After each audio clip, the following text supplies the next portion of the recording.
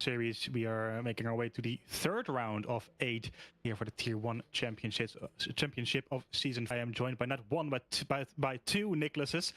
One, of course, Niklas Domino, the podcaster, pushing the buttons, pulling the levers. Fellow commentator is one of the Niklas Riedel. Niklas, good evening and welcome here to the Tier 1. Great to have you here. Action, and today we don't only have 80 minutes, twice the amount of racing action that we usually have here in Tier 1. So like you said, 120 minutes of racing. The regular the timer is down to 0. So practice is the championship standings after 2 rounds ahead of Christoph Podens in the Ford Mustang with Corbinian in I forget which circuit it is. It's Silverstone, that is. But failed to score any points 2 weeks ago at Fuji's. Elliot Roy in 7th, Baptiste Duval 8th, Hugo Brandlaert in 9th, and Jules Bidot in. Well, I'm working rather nicely, I'd say, in Fuji a couple of weeks ago. So curious to see how the qualifying session is now on the way for the LMGT3 field. As a reminder, almost hitting each other straight out of pit lane. But as a small reminder, the first 10 minutes are for our LMGT3 drivers, and we have a 5-minute break between the 2 sessions, and then 10 minutes of hypercar qualifying ahead of us. So it should be. I always have to ask this: the Porsches working rather well, be quick around here at Barcelona. I have a feeling it will be the Porsches once. Well, we have already had the chance to look at in the Pro Series, which had its opening round here in Barcelona. Quick car on pace, but I don't think we can really rule out the Porsches either. Bram van der Tang and the, well, manufacturer mates, if that is even a word, for the podium, or maybe the outright win in GT3. Yeah, so crucially, of course, Lucas Busak, I mentioned him before, he is leading the standings, but he is not here tonight. So this is the opportunity for a number of drivers behind him to score some points, close the gap to the current championship leader, who is 7 points ahead of Christoph Podens, who himself, as you can see on your screen, is here in his Ford Mustang. The Ford has been rather quick across a number of tracks so far across multiple series as well. So curious to see how that one will perform here at Catalonia as well. Podens has been very strong this season so far. 0 points in the opening round Silverstone, but did take the win then 2 weeks ago in a very rainy and hectic session. That was the sprint race at Fuji with a lot of rain and a lot of fuel saving going on as well. We'll mention that shortly in the hypercar, where we had multiple drivers DNFing as a result of running out of virtual energy at the end of the race. So that won't be the case around here, of course, with 120 minutes of racing ahead of us. So strategy is a lot more important for our drivers here this time around, but it's going to be very interesting to see. Nonetheless, as the first flying laps are now being put on the board, no tire warmers in here, so it is but going to be very interesting around here for the first flying lap. Yeah, now Bram van der Tang first in the board. So Bram van der Tang first in the board now, beaten by this 43.3, even. I'm not sure if we can see 40s. I'm not really sure what's the. And I see now what you mean with being able. Yeah, we have a small issue here with the audio, so we are working on it. Our broadcaster is working on it, so give us a small second, and then it will be all as it should be. Yeah. So what we kind of we'll see if what I predicted or what we predicted, with the Corvettes and the Porsches being at the front of the field, is gonna, watching right now, Christoph Podens in his, well, it is a Shadow 1 esports, it is Shadow 1 to be seen in the number 77 Proton competition default livery. He has improved in the first and the second sector. Obviously, he's gonna come across now and goes provisionally. He won, but immediately gets beaten. Yeah, you can see that in the sectors there. It is there about there in each sector that he loses out in the master provisional pole, which is in 41.1. 4. Apologies. So that is the low 41 that you were talking about earlier. The Corvette really working well with the current BOP, as it seems. Di Poletto in second, only 68 thousandths of a second behind him in second position, and then it's close to half a second to Christophe Podens in third in the Mustang. So at the moment it is 2-0 for the Corvette as it currently stands. Still about 4 minutes left to at least start your qualifying lap. Of course, you can still finish it after the so-called checkered flag has fallen for these drivers, but the time is slowly running out. In fourth, we have the Lexus of Thomas, who is still there in the top 4 with Bram van der Tang in 5th. So that's the current fastest Porsche in the field, no further than P5 at the moment, about 0.8 of a second behind personal pole position.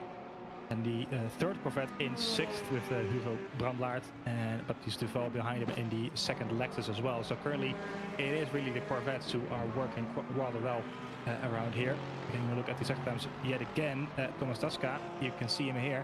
A green sector 1 and a purple sector 2 yet again. So he is once again improving on this flying lap as Moritz now goes second quickest in his Corvette. So I think, Niclas, this is going to be a Corvette sweep around, as you can see, with the top 3 All-American. Well, to be fair, it is actually top 4 All-American, as Podens is in a Mustang. But yeah, as you said, the Corvette's very, very strong. And now Tasca with a 41.0. Maybe I haven't been so wrong about getting into the 40s after all, because it is just 1/10 that separates our current man that is on provisional pole position from the 40s. But the gap between first and second, 0.3. That is most certainly a display of some serious pace right here. And I think Thomas Tasca might be one of the race contenders. But don't forget, this is 2-hour race. The qualifying is not as essential here, but it does certainly help.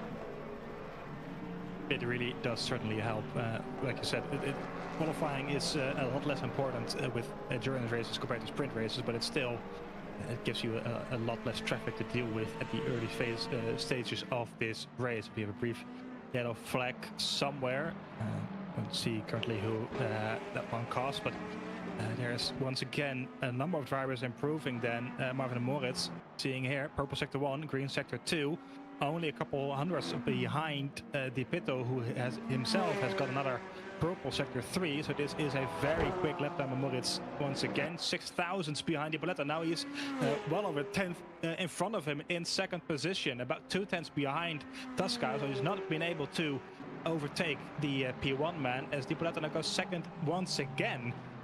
Just under 2/10, so a 10th exactly behind Tasca. 99 thousandths as it's shown here in the standings, with Moritz within a 10th behind him. So it's really, really close up front. All of them still have the opportunity to set one more flying lap then with 50 seconds left on the clock. Boden still in 4th, with Branhalt now in 5th in the 4th Corvette. And Rafael Brapin, apologies, in 6th in his Lexus. Duval in 7th. Rama in 8th and Thomas in 9th, Wenger in 10th. So the gaps are all very, very close, all within pretty much 0.3 of a second. The Porsche is really not going well. Same can be said for the Lamborghini, who is still in 12th. But the Corvettes are showing their might around here. The circuit of Barcelona with 17 seconds left on the clock. And Thomas Tasca once again going purple in sector 1. This could be yet another improvement and potentially one into the 40s. Yes, it has been a 30.3, which is the absolute overall best. But now Marvin Moritz, another one of those Corvette drivers, now going purple in sector 2. Thomas Tasca will get there in a nick of time, so we'll see how he'll stack up. And I'll tell you what, he's going faster again, a 93.8. I am pretty sure that we are looking at a pole position time right here, or at least a pole position worthy time right here, that will get us into the 40s. 141.4 for Marvin Moritz right now, but this is the man that we are looking at right now. Thomas Tasca round the final corner. Not really flat out, as a matter of fact, you have to lift the brake quite a bit here in a GT3 car, now across the line of 40.8. Wow. And that is an absolutely astonishing time. 3/10 clear of P2 and over 5/10 clear of the next best car that isn't a Corvette. And would you look at that, we have an all-American top 5.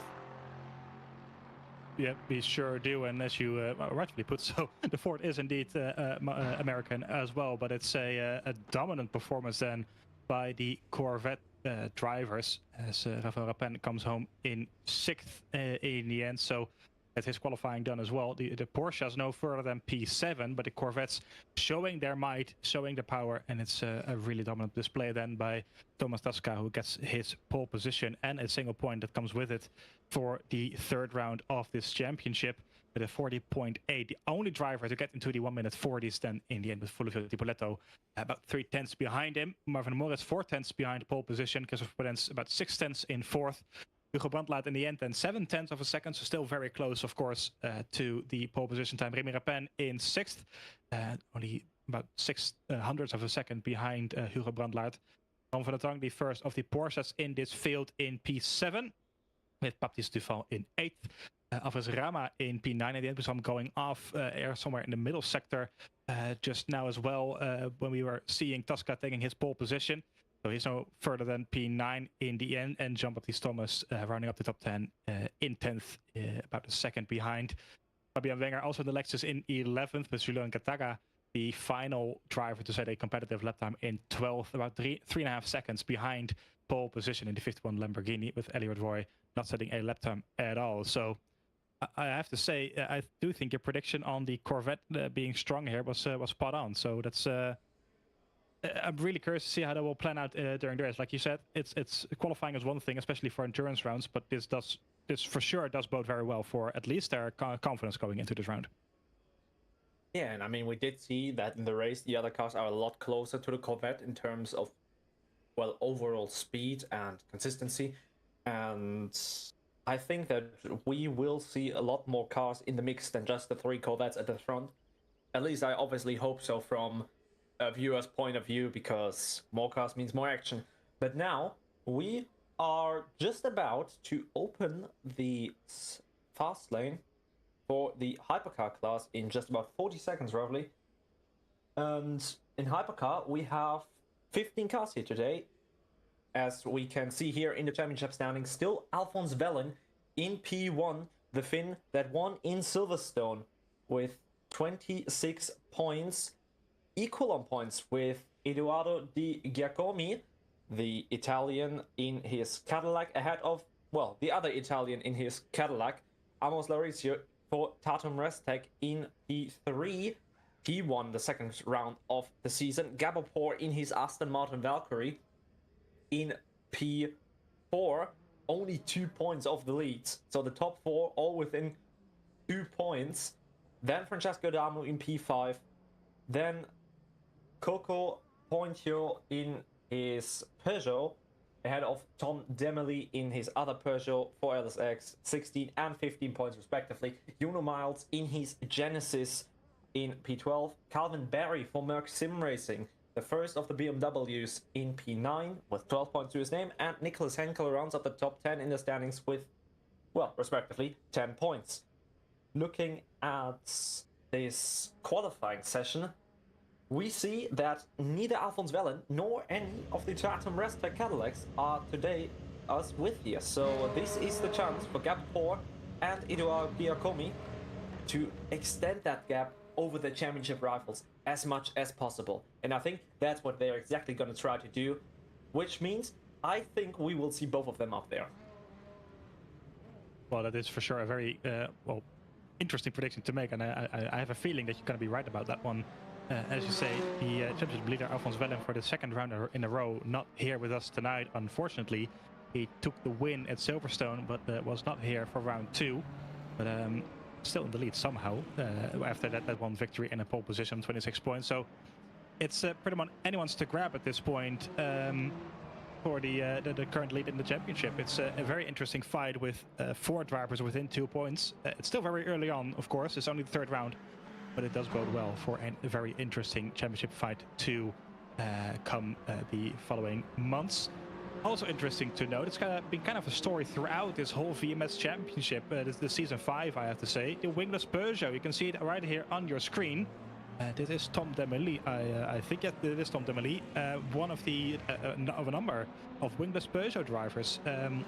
Apparently, the story is that this Peugeot has a much better BOP compared to the winged version, the newer version, so to speak. I think this car was used in 2023, 2024, around that time frame. So it is a bit older, but it's been working very well for a number of our drivers around here. So it's going to be very interesting to see how it will perform around here. Of course, this track is a lot more high downforce compared to something like a Le Mans or a Spa. So it's going to be interesting, to say the least, to see how they will perform around here. Same goes for the Valkyrie, of course. Not really known for its high downforce, but still a very interesting car nonetheless. And hopefully he'll be able, Gabapur, that is, be able to extract some performance from it, as they are all starting their first flying laps of this qualifying session. Now, even more than the GT3 drivers, it's very slippery out there. As you can see, Gabapur still weaving around and trying to heat up those tires. There's also a bit of shadow happening on the start-finish straight, so the track is not as warm there as it can be in other places. But it's so easy to just lock up your tires around here, especially on how cold they are right now. I'm not sure how much you've driven this game or any hypercars, Niclas. I've done it a bit, but I'm always very impressed to see how well they are able to keep it on track with these cars. Yeah, it can most certainly be very, very tricky, especially in these first few opening laps where you just have zero temperature in the tires. It is super easy to just lose the car by making just a tiny bit, giving a tiny bit too much input, and well, that can go wrong very, very quickly. But well, as you said, the wingless Peugeot, I think that's one of the cars that we gotta talk about, because it will be up here inevitably, because we have already seen that this car does have the pace, but also the main factor why so many people picked it is because it is very strong over the long run. It has very, very good VE management, and that gets the more important the longer the race gets. So obviously for an endurance round like this is the car, one of the cars that you want to be in, as Eduardo Giacomi starts off with a 63 point, with 36 points. Oh yeah, that was Ryan Stuckey in his Merc Sim Racing BMW, the very much recognizable gold and black livery, and yeah, that is exactly what we were saying earlier, cold tires. Yeah, very easy mistake to be made, especially around turn 12, that is. It's a very long but rather slow corner, so very easy to lose the grip that you have in the tires when they're not up to temperature just yet, coming through, just losing the rear, swooping it around and hitting the barrier. Yeah, quite a bit on the front right, that is. So hopefully for him, not too much suspension damage after that. You don't really have the time to come back in and change those tires with only 5.5 minutes left on the clock. So this is what he has to do with it for now. This is it, pretty much. No do-overs during this qualifying session, as Pantona goes first in his Peugeot 94, 34.1, so about 2 seconds quicker than Giacomi. And those times will, of course, tumble down a lot more over the next couple of minutes. So those 9-second gaps are not really accurate at all. Gabapur going a second and a half quicker in sector 2. Daniel Maas makes that 3.5 seconds in his BMW number 14, so he is rather quick at this stage in his Merc Sim Racing team, also sporting the black and gold livery. I'm still used to seeing Merc Sim Racing sporting the, I think it was blue and black last season or 2 seasons ago. So a bit of a switch there for them, but still a very nice looking car, to say the least. As Christian Schott now goes quickest, 31.8. Well, here comes Daniel Maas through the final corner, has a bit of a slipstream as well, 31.2, so that's 6 tenths clear of Christian Schott for provisional pole position as it currently stands. As the Genesis of Riedel Kolman goes second to the 31.8, about 6 tenths behind as well. Very nice lap by him indeed. Ryan Stuckey going 10th with a damaged BMW, still moving around. Car's not really where he wants them to be, but a improvement nonetheless. This Valkyrie also going quick through sector 1. Always a lovely sounding car. I always mention it when we see them on track. It is probably the best sounding car, along with the Cadillac V Series, quite easily. So you just have to love Gabor for still running this car despite it not having the most favorable BOP right now. It is not the fastest car, most certainly, but he still commits to that car, and well, luckily for us, he gives us an absolute masterpiece of an acoustic, a masterclass of an acoustically sounding engine. If I worded that correctly. As Eduardo Giacomi, very poetic. Now to the 30s, we're slowly but surely getting there in terms of qualifying. 30.3 for Giacomi, still in first. Gabor spotting in second, about 5 tenths behind in his Aston Martin Valkyrie. Then Kolman slots into second now, 30.5, so only about 2 tenths of a second behind. Knowing him personally, I think he'll be very happy with the performance as it currently is for his Genesis GMR 001, I think, or 100. But I forget what the correct term is, but it is the Genesis, of course. And currently in second position. Gabor going quicker in sector 1, but that sector 1 is being taken over again by Daniel Maassen, 26.5 in his BMW. 2 tenths quicker, I think, through sector 1 compared to Gabor. Well, actually, it's about 200th of a second quicker, so not much in there at all. Gabor also very quick in sector 2, so I think we're going to be seeing a number of improvements on the professional pole position time within the next couple of minutes, with a number of drivers just toppling each other over for that provisional pole position. This is Gabor completing his final run then. Well, close to final. I think he has 1 or 2 more laps after this, coming through turn 14. A bit of dirty air from the Peugeot in front of him also gives him a bit of slipstream. Currently going quickest at 29.6. Very quick indeed. Giacomi only 2 tenths behind, so he has lost his professional pole position then. He also in the 26, but about 3 tenths behind then. As it currently stands on the Valkyrie. Juno Miles going first now in his Genesis, 29.5. We've seen him win in the Tier 2 split, I believe it was at Brazil, where he won in dominant fashion earlier this season, and now puts it on provisional pole position out of nowhere, 29.5. Very quick indeed, but 66 thousandths of a second ahead of Gabor. Giacomi still in 4th, Christian Schrott now in 5th, Riedel Kolman in 6th, Grosso in one of the Porsches in 7th. There's a Pointeau currently in 14th, moved himself up into 3rd, 29.7, so the gaps are really coming down now, with Juno Miles once again improving in sector 1 in his Genesis. This is far from over, I think, Niclas. Oh yeah, we are having to look left and right now because everything is happening, so much is happening, as we have Victor Araujo. I probably absolutely misspelled that name into oblivion, so my apologies right there, but yeah, we see just a little bit too ambitious into turn 4, I believe that is. And well, just lost the Peugeot there, and I think that is pretty much his qualifying over with and done, as Juno Miles is setting the times purple once again in this chromed out Genesis GMR 001. Through the final corner he goes. Where can the German put his Genesis?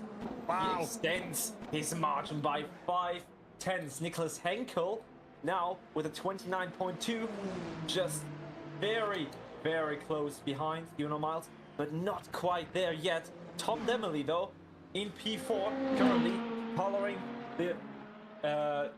the timing sectors purple. Ryan Stuckey up to P8, 7 tenths off the leading car right now, but what a lap that was from Juno Miles. Now Tom Demely is going faster, Gabor is going faster, Niklas Henkel is going faster, So we are far from done here.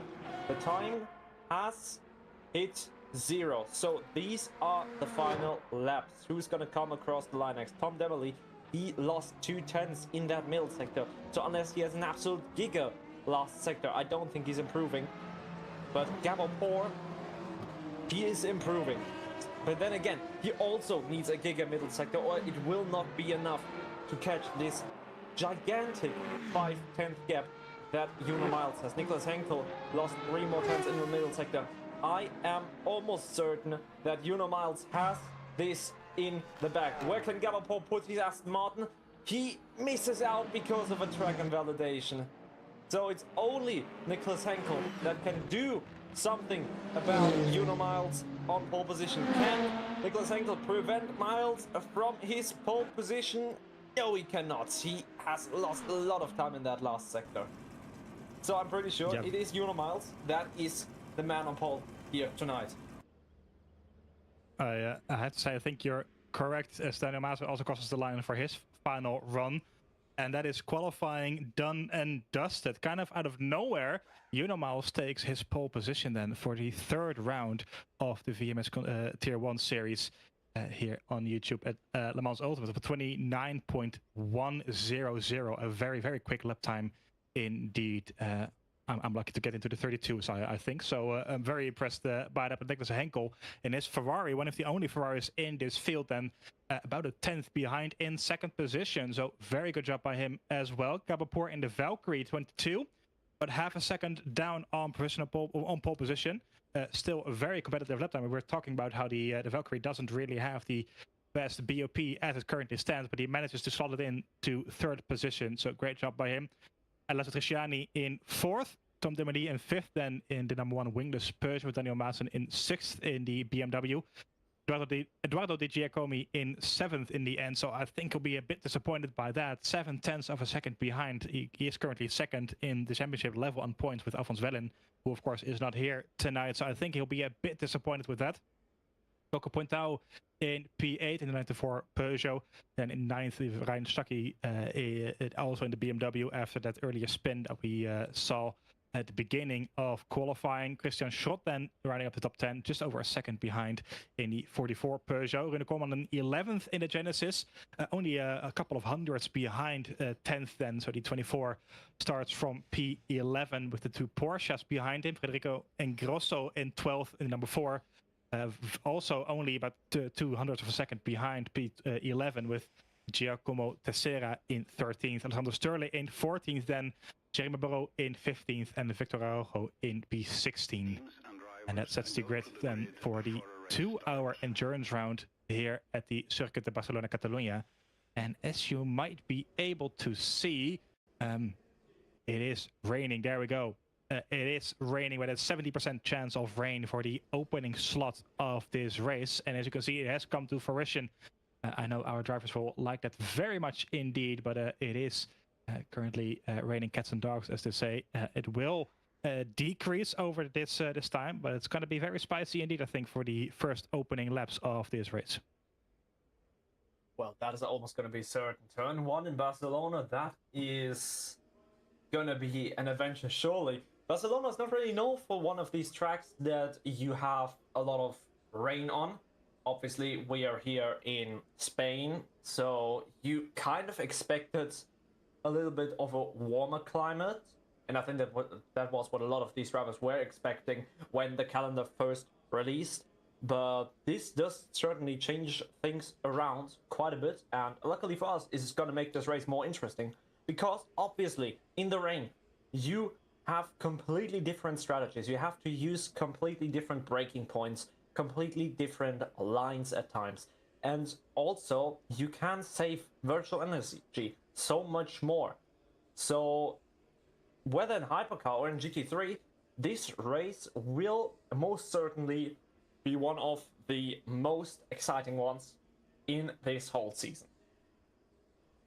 Well, if it is going to be one of the most exciting ones, then we have a front row seat here in the commentary booth. This is for sure going to be a good one. We see Niklas Henkel already flashing the lights, kind of taunting Juno Miles then, who is on pole position then. All the cars wiping their wipers, trying to clear this windscreen as much as they can, as we have all made our way to the starting grid for this 2-hour race. The clock is down to 0. The formation lap is starting. As our race director, Eduardo Freitas, I think he's called, so politely puts. And the cars are now making their way through the final couple of corners in Sector 3. This is 11, I think, starting all the way back in the turn 11. You can see just how dreadful these conditions are. This is for front runners. It is one thing to drive in the wet because at least you don't have any spray in front of you. But for the drivers behind, this is just carnage to be waiting, especially in turn 1. Then at this wonderful racing track. As we're making our way through turns 13 and 14 to the start of this event, the first endurance round of Tier 1 Season 5 at the Virtual Motorsport Series. Miles on pole position, Niklas Henkel in second, Gabapor in third, Cristiani in fourth, with Tasca on pole position in LMG3, Di Poletto in second, Moritz in third, making it a Corvette 1-2-3 with Canadian Podence in fourth position. Slowly making our way to the start-finish straight. And on our way to the green flag, dropping in. There we go, green, green, green here at the circuit in Barcelona, Catalunya, for 2 hours of racing in the rain. Is almost 4 wide, just behind Miles. It is 4 wide. Having a great start. He is on the inside.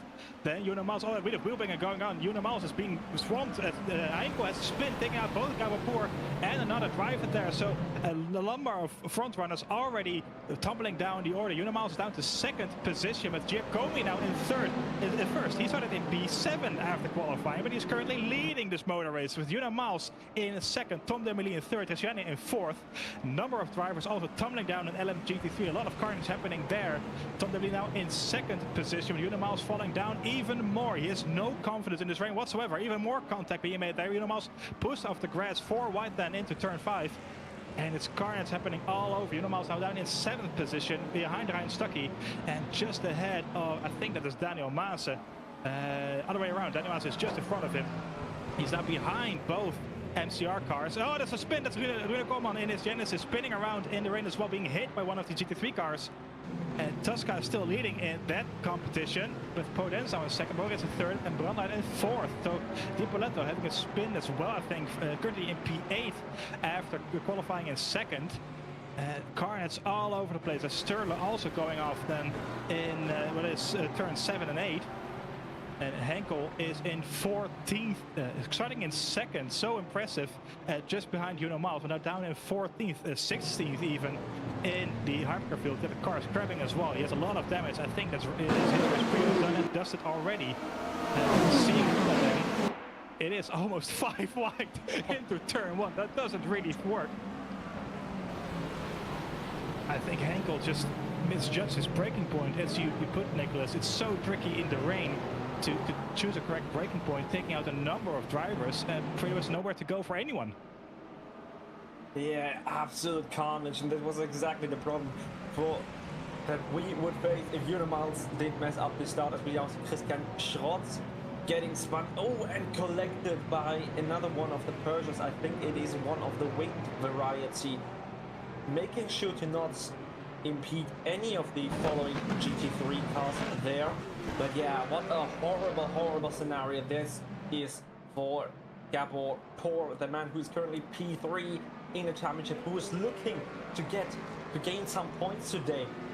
But well, I think the winner of the start is definitely Eduardo Giacomi, who, as you said, qualified P7 and is now leading this race. So he was the man that did actually profit from the whole Henkel scenario, as he now leads Tom Demely, and then the other Cadillac that was sent off in turn 1, but managed to recover without any big losses in P3 Cristiani, that would be. So, SCC Motorsport will be delighted, because they're leading 1-2 right now. I think Tom Demely has that spin as well. Oh, there he goes. That's the 11th. That is Cristiani. Yep, that is rule number 1 where you commentate with me. You always will have a commentator's curse, that is for sure. But Christian is spinning out from P2 here in the Cadillac, being hunted down by one of the Peugeots, and just loses them on his own into turn 12. As he hit the barrier as well, now he stays out of it, luckily for him. So he is still in the race. He's currently in P8 behind Tom Demely, who himself had a spin as well, I think, early on. Yeah, this is into turn 10. Losing the rear and just sliding off into the gravel. So these conditions are absolutely treacherous out there for our drivers. This Christian in P8. Giacomi is still leading this motor race somehow in P1, about a second and a half ahead of Pointeau, who is now in second. Daniel Maas in the third. Ingrosso started in P12 and is currently in 4th position. Brian Stuckey started in P9, is in 5th. Araujo started at the back of the field in P16 and is currently in P10. I don't know how he did it, but somehow he is still out there on track in one piece and actually ahead of your pole position man, Julio Miles, who's currently in P10 after that race starts. So absolute insane carnage happening in the first 5 minutes of this race here at Barcelona. And I don't know where to look really. So I'm just gonna take you through the order in as it stands. Starting in LMP3, there's still Tasca taking the lead. Then he did start on pole position. He still has the lead of this race in his hand in the 521 car. Christus Podens started in 4th, currently in 2nd. Moritz in 3rd, and Remy Papin started close to the bottom of the top 10, currently in 4th position. Same for Jean-Baptiste Thomas, started all the way down the order, currently in 5th. Rama and Tipoletta, apologies, currently in P7. He's in 2nd position, so he had some carnage there as well. So same for Brandlaert, who is currently in the pit lane even. He has drive-through as well for speeding in the pit lane. So that's not going to help as well. He's 50 seconds behind Kataga in P13. So a number of casualties as well in the LMP3 field, but nothing as much or as bad as it was in the hypercar field. Absolute insane carnage then at the start of this race, as Miles is trying to get back up into the order. As the Porsche spins around as well into turn 1. That's a position for him. This is absolutely dreadful, Niclas. I have no idea how they're keeping it on track. Well, these conditions are most certainly more than challenging, and we'll be faced with rain like this for the next 20 minutes or so before it is finally starting to dry up. But yeah, so many cars off the road and in the gravel. It is super difficult, especially around here. The track is super slippery, and the man that seems to be enjoying it right now is Giacomi, because he is still in the lead of this race, but he can't catch a breath for too long, because he is getting pressure from behind. Who also cannot catch a breath is Baptiste Duval, who finally is able to make his move on Rama. Yep, and down into P8 now he goes. Oh, there's a spin again for Alessandro Sterle in the 13th position. 93 Peugeot. Also not catching a break this race, it seems. 2 spins in 8 minutes. But Rama currently down in P9 then, so already not starting that high up the field. So being overtaken by Duval just seconds ago for P8, that is. So Duval, all these drivers are still somewhat keeping it clean so far. I would imagine it is a bit easier, these conditions, for LMGT3, where you have a lot less speed just in general going around compared to the hypercar field. So even though it is very difficult, of course, I would imagine it's a bit less difficult than the hypercar. About 700 horsepower to deal with, I would imagine. This is the start then.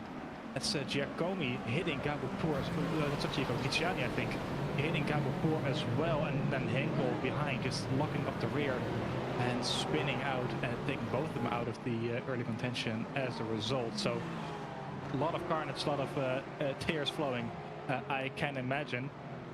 But I guess another penalty then, I think that would be for... my system does not show. We'll take the track levels as well. Yeah, that's a bit early, of course, but good luck keeping it on track in these conditions. Yeah, indeed. It is not an easy task whatsoever. as we now see Ryan Stuckey, who is all over the back of Ingrosso in that number 4 Porsche. Niklas Henkel, he's starting to set the fast laps now, but he has got a long way back before he is with the rest of the pack again. He's an entire lap down on them. So I think it is almost certain to say that Niklas Henkel is not going to play a big part in this race anymore, but you can never count someone else here, especially when you got 2 hours to work with. So firstly, he's not been set on a like a lap as well. He's still on the same lap. Of course, it doesn't really mean all that much as we don't have any safety cars in here, but it's still something like a mental thing, I can imagine. Like when you're lap down, it's a lot easier, a lot more difficult. I would imagine to keep your head in the right operating window as well.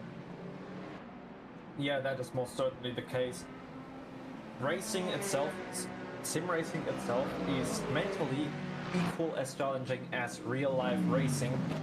I'd even argue it is a little bit more challenging because you've got so much more telemetry to work with than with a real car, and when the game shows you that you're a lap down at all times, when you can see it at all times, I think it does most certainly help with cooling down, because you're sort of just here to collect points from DNFs in your mind. So I think Niklas Henkel is gonna be anything but pleased after this, but it is good to see that he just doesn't lose his head after making a mistake. As we now see Moritz for Dynamic Motorsport making his move on Hodens into turn 1. The Corvette is almost alongside, but ultimately has to back out of it. Yeah, climbing over the curbs then into turn 1, trying to get the move done for P2. Tipoletto is tumbling down the order as well. I think he's just fighting with Ramadan for P8. Seeing the standings going up and down, but Moritz really does want the second position. He is a lot quicker than Podence at this current stage, trying to go around the outside.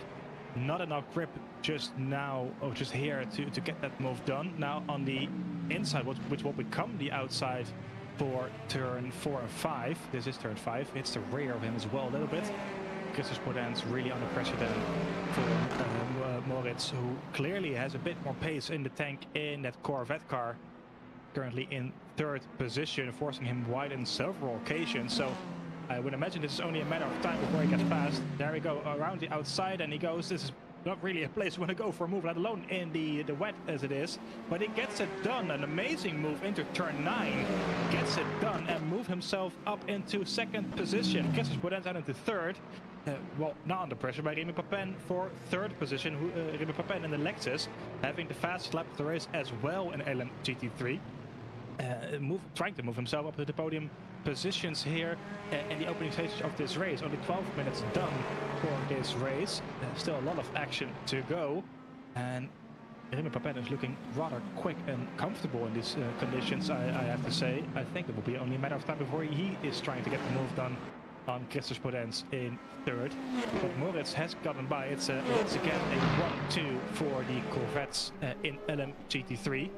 And oh, it's going to be that's the genesis of Kolman letting past the leaders then, so he is being led. That does then mean that Henkel is also a lap down, so I missed that with the gaps happening there. So the 14 and 15 in Hypercar are already a lap down after 13 minutes, unfortunately. But still a long way to go, so anything can and probably will happen. With weather currently being shown as overcast, so it could be slowly starting to dry in the next 20 minutes or so. And then of course we will get the crossover point as well, which is also very difficult. How experienced are you, Niclas, with those crossover points? What makes them so difficult for these drivers in these conditions? Well, most certainly the main problem is obviously when do you pit for the dry tires, because if you stay out for too long you're just gonna lose additional time, but if you go in too early you will inevitably potentially risk spinning yourself out because of the lack of grip. It is not as critical as the getting the stop right from wet, from dry to wet, because if you pit on wet tires too early, you just ruin them and ruin your entire stint for it. But obviously, the pit stop can make or break this race, and I'm pretty sure this is going to be the most important phase of the whole race, the crossover phase. And for some drivers more than others, it is also going to be an issue. When will you pit because of the fuel tank? Sometimes you're forced to go in early, or which can really screw up your race.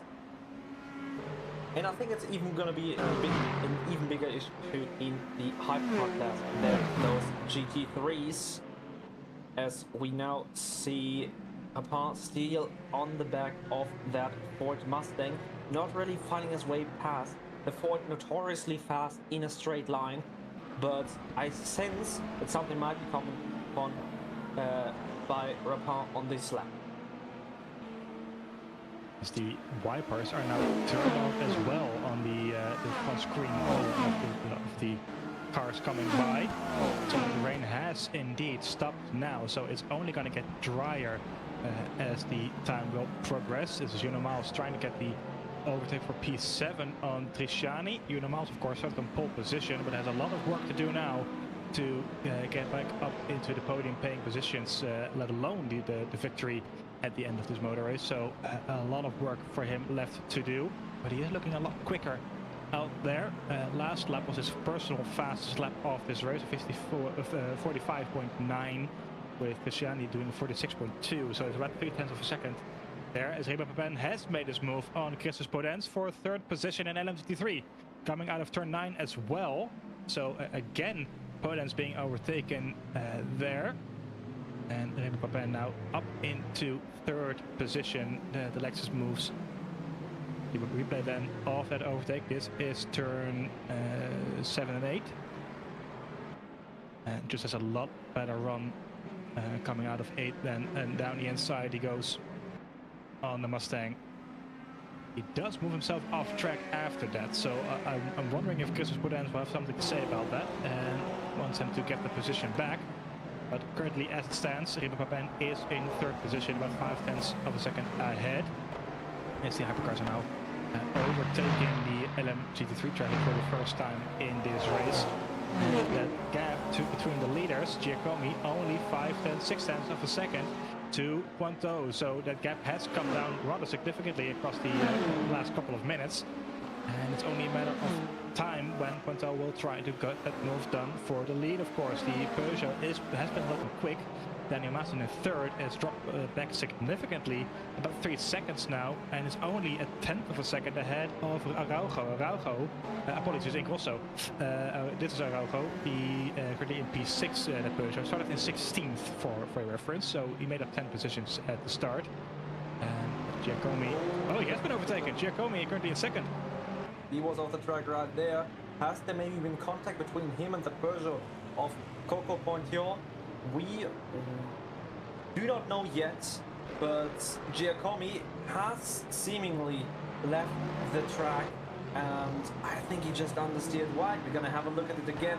Now, coming out of turn 3, he is still ahead of his rival.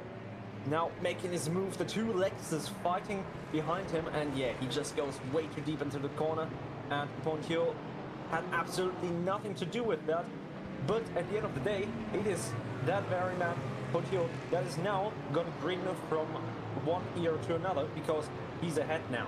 As we see these two, Baptiste Duval and Jean-Baptiste Thomas, that are currently fighting for 5th position, and that are the two Lexus that, well, Giacomi had to avoid, as now his teammate is under pressure by Miles. Yep, Miles trying to navigate this traffic as well. Has a bit of a decreased run coming through 13 and 14, so he's still behind Trisciani. The gap is growing just a little bit. This is the overtake for first position once again. Giacomi has closed the gap to 0.2 of a second. He has been rather quick, of course, so he's closed the gap potentially with the help of traffic the last lap. So around the outside he goes on this LMGT3 field, and the Peugeot in front is not looking as quick as he has done the last couple of laps, and he is just trying to go to see where there will be an opportunity for him to put a nose in and see if he can get a move done on the current race leader. Daniel Maas has closed the gap as well, about a second and a half now. So Grosso has lost out big time. About 5 seconds he is now behind Daniel Maassen. So Maassen himself was about a second and a half, 2 seconds behind the two leaders. So if there is any drama to happen up front, he might just be able to grab those couple of positions if he is right there. Also happening for the lead in LMGP3, Tasca is about 2/10 ahead of Moritz, who is hunting him down. 2.5 seconds ahead of Remy Papin, who is there, you can see in the background in the Lexus. But the lead has come down rather significantly in LMGP3 as well. And Moritz is looking very quick in this stage compared to Tasca. Tasca about half a second slower last lap compared to the following Corvette. So the 111 looking rather comfortable indeed in these drying stages, I have to say. It is slowly starting to dry ever so slightly on track, and I think we could be on for a battle for the lead in both classes rather shortly.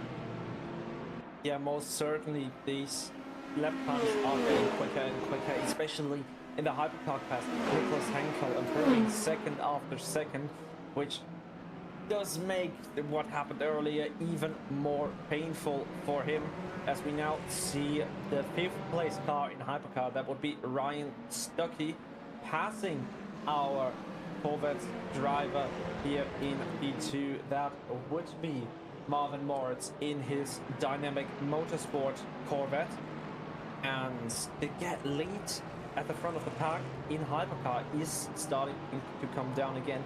It has been 6/10 on the previous lap. Now it is 4/10, and Eduardo Giacomi is flashing those headlights to let Potier know that he is hungry for that position, and I think Potier knows it. He went a little bit deep there.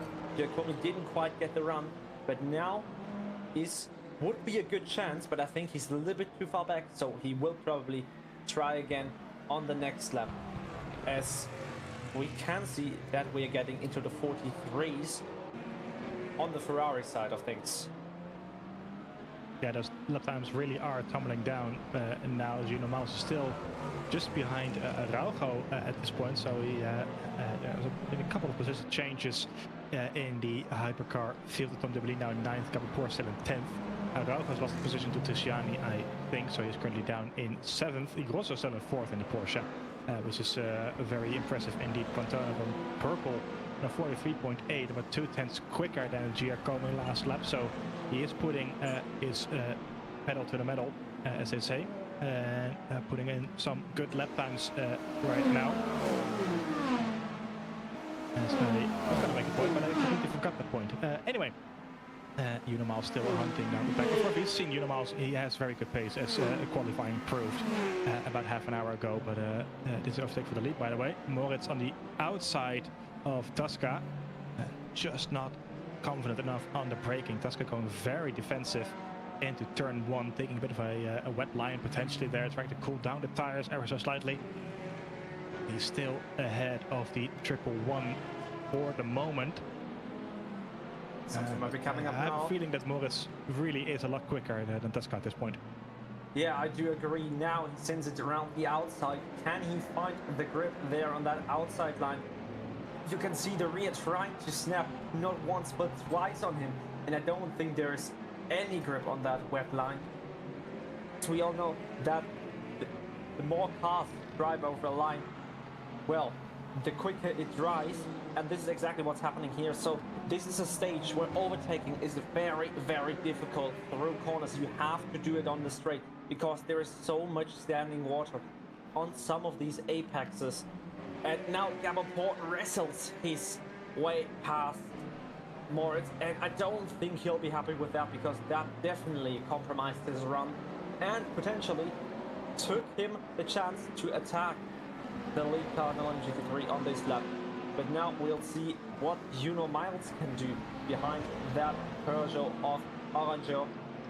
We know that the Peugeot is not very quick in a straight line, at least the version that has a wing on it, as we see right here, but I think the gap is just big enough to prevent Miles from going for a move, but he does show himself on the inside there. Yeah, just a little nibble on the inside, showing his nose, saying, I'm here, get a move on, I want to get past. But he's still in P8, as you can really see the driver starting to cool down those tires, starting to get onto the wet line on the outside. It's really a dry line already starting to form then on the regular racing line, so I don't think it will be too long before we start seeing the first slick tires on our cars here. I would imagine it's going to be a GT3 car going first. That's usually the case in these type of situations, but it's still a bit dry, a bit wet, of course, when you go offline. So it's a very difficult choice to make, as Morris now once again getting very close to the rear bumper of Tasca, of the 10th, 2 tenths between the two. It's just a matter of forcing him into a mistake at this point, and then for sure he'll get the position. But Tasca is just taking down his laps at the moment, looking very comfortable indeed out there, as that's the Toyota of Jeremy Barrault coming through. Really used to seeing Jeremy driving a Valkyrie as well, that he did a couple of seasons ago. So great to see him back, of course, this time sporting his DCS team on the Toyota. Of course, it's a Pulse Racing, of course. Yeah, never mind. They do have kind of similar colors, I do believe. But now Moritz goes for a move for the lead, and we have a change of lead in LMGT3. But can Tasca maybe come back at his fellow Corvette driver? Thomas Tasca looking for the gap, but Marvin Moritz is looking very feisty indeed. Now there will be one more chance for Tasca, I think, to come back at this, unless he suddenly starts to find pace, because Marvin Moritz in that dynamic motorsports Corvette is absolutely flying right now. Yeah, be sure is already putting a gap of about 0.4 of a second between the two. So finally getting the move done and already starting to clear Tasca out just a little bit. So great job by him, finally putting his Corvette in the lead. And Tasca for the first time in this race, or this event really, not leading the pack anymore. Kolman van der Tang in his Porsche now puts in the fastest lap of the race in LMGT3. So the Porsche finally showing a bit of pace as well then in this race. Just ahead of him is Ramager, the highest placed Porsche 992 in this event. Niklas Henkel putting in a 42.9 then in the hypercar field. So still well over 10 seconds slower than that we did in qualifying. But the times really are starting to tumble down. We were close to the 50s at the start of this race in the dreadful conditions that you will have seen, including the horrendous crash that we had at the turn 1 about half an hour ago. But it is really starting to dry now. 42.7 as well, proving my point there. And it won't be too long until we will see the first driver starting to go for a slick tire, then actively trying to cool down those tires. Huge spray as you see 4 hypercars really close to one another. Actually, this Tessiani trying to get the overtake done on Ryan Stuckey for P5. This is Tessiani having a spin earlier on as one of many drivers who did that. Stuckey is still leading this pack of 4 cars for P5 that is. So the BMW not the quickest car out there. And all of this is allowing Miles to get potentially up into more positions as well as this race is prolonging. Oh, down the inside for the Peugeot, the 123, out of nowhere really on the inside. That is Tessiano on Araujo, I believe. Araujo on the outside now. And he really tried to get that move done out of nowhere on the Cadillac, still on the outside, now going towards turn 6 and 7. And the Cadillac just quick enough on the acceleration, and Araujo has to back out in the 123 Peugeot, but a great move, a great dive bomb into turn 4 that was by him, and he's showing some good pace as well in that Peugeot. Despite qualifying as low as he did, he really is quick out there. Fast lap of race is in his hands, of course, as you can see in the timing screen on the left-hand side. Now being overtaken by Miles on the inside, the number 5 Genesis, making his way through, gets bumped on the rear then by the Peugeot, as he tried to slow it down for turn 10 that is. He gets stopped, and Miles up into P7. And Araujo, despite his pace and trying to overtake for P6, now down into P8. And I think Miles really is smelling blood right here. He wants those positions and wants them quick. Yeah, can't sim racing get any more beautiful than this. It is 5 different manufacturers between 4 and 7, 5 different drivers and 5 different teams. So there isn't really a lot more in terms of variety that you can have than here.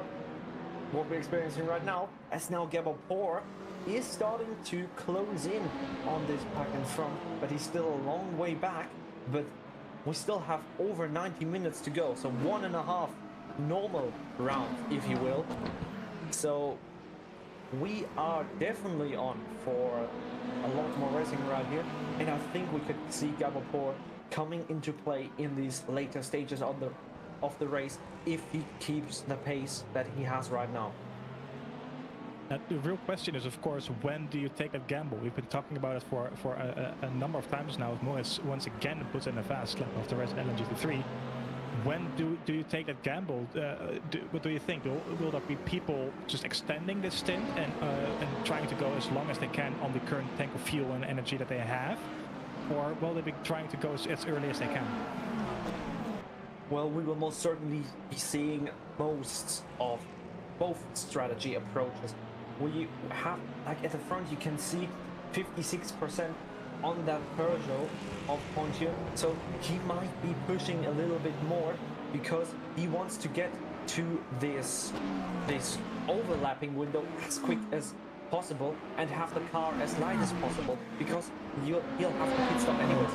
Obviously that stop is going to take longer because he'll have more fuel to fill the car up with, but I think this kind of makes stuff a little bit more interesting for a lot of these drivers, and someone like Gabor or Tom Demmel, someone who's a long way back on the lead, will most certainly pick the more aggressive strategy and come in as early as possible to try and extract most of that lap time out of these slick tires.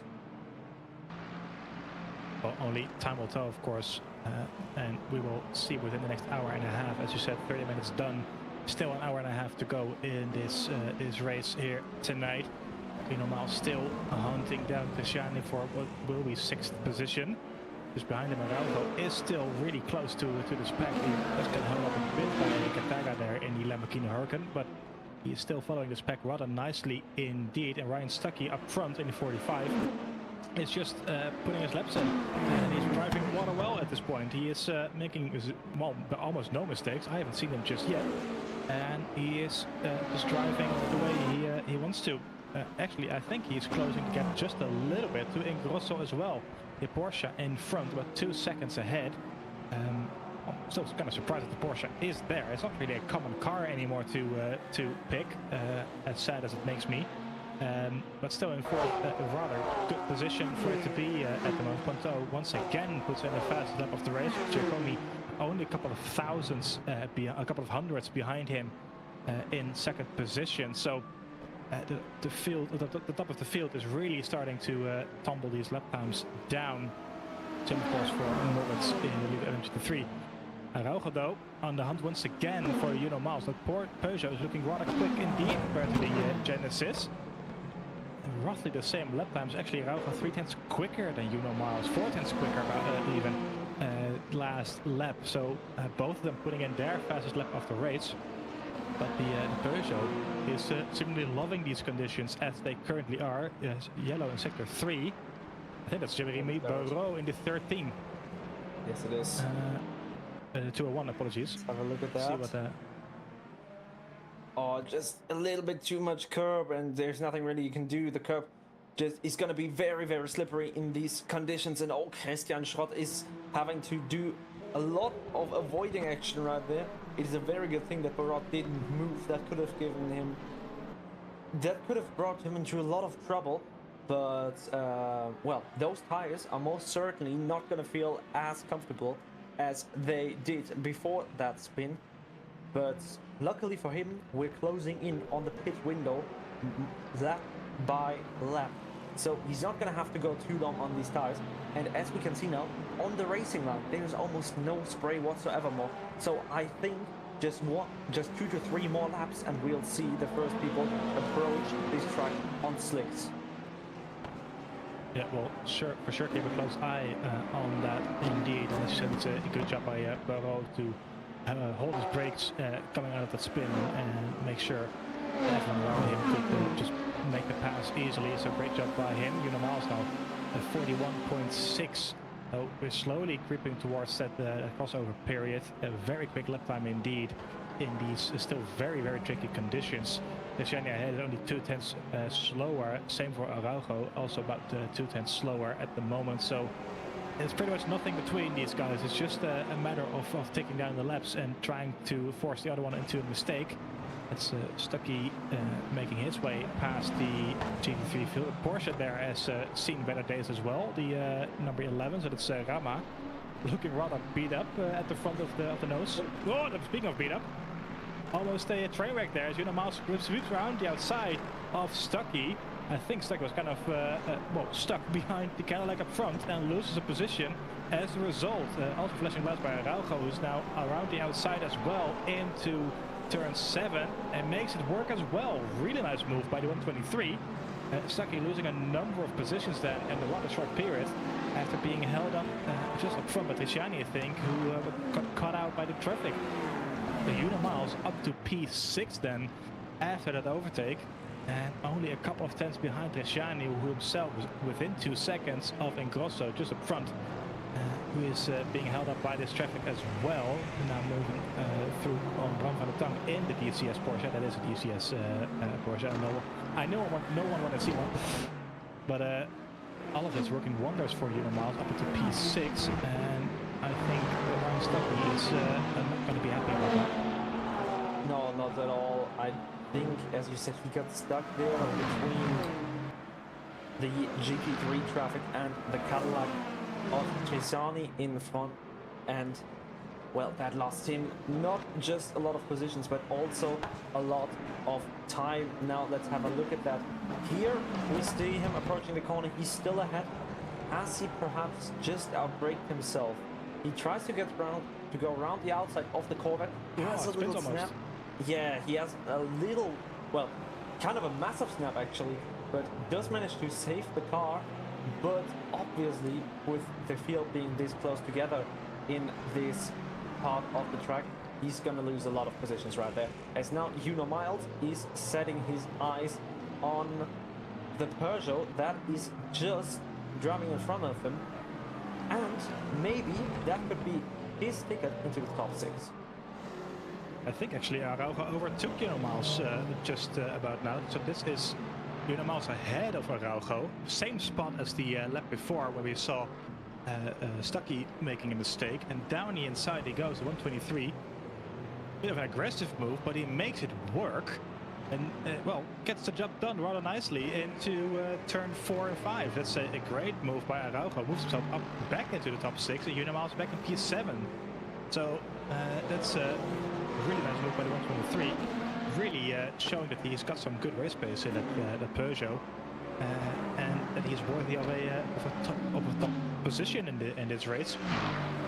Speaking of top positions, Pointeau putting in once again the fastest lap of this race. Well, I think yeah, exactly. It was a very, from what I could see, a very fair and nice move indeed by I think Miles was just not expecting him in there, to be honest. No, probably not at all. As we now see a replay of that very same move. The Renova competition access will not have helped Miles by compromising his run, and well, by the time they get into the braking zone, Aurelio is already fully alongside as we now get the super slow-mo and makes his way across the grass using every inch of the track. Down the inside, a little lock up there as well, but nothing that really made him go straight in anyway. And I think at this stage of the race, you're just the faster driver out of this bunch of 4. As Niklas Henkel sets the timing screens purple once again, it's showing that this Ferrari does have a lot of pace under that hood. unfortunately for him, it's not looking too good right now in terms of position. Yeah, it's really a matter of what could have been for Niklas Henkel. Started in second position after these great qualifying, really, after just behind Miles, but got spun out at the first corner. So currently in P15, about 7 seconds behind the Genesis Rune Kolman, who himself is about a minute and 10 seconds behind the Toyota of Jeremy Barrault, had a sprint earlier. So for a number of those drivers, it's just a matter of what could have been. I know for a fact that Rune really hates driving in the rain, so I'm sure he was very pleased when seeing the driver's notes coming in earlier this week. But it's really sad for Niklas Henkel, especially. So hopefully for him, we'll be able to bounce back next round in a number of weeks, I have to say. Because of course, after this round, we do have the midsummer break for a couple of months. First pit stop of the race, Tom Demely into the pit lane about 3 laps later, indeed, as you predicted, Niclas. So great job on that one. Will we see the slick tires? I'm kind of betting on yes.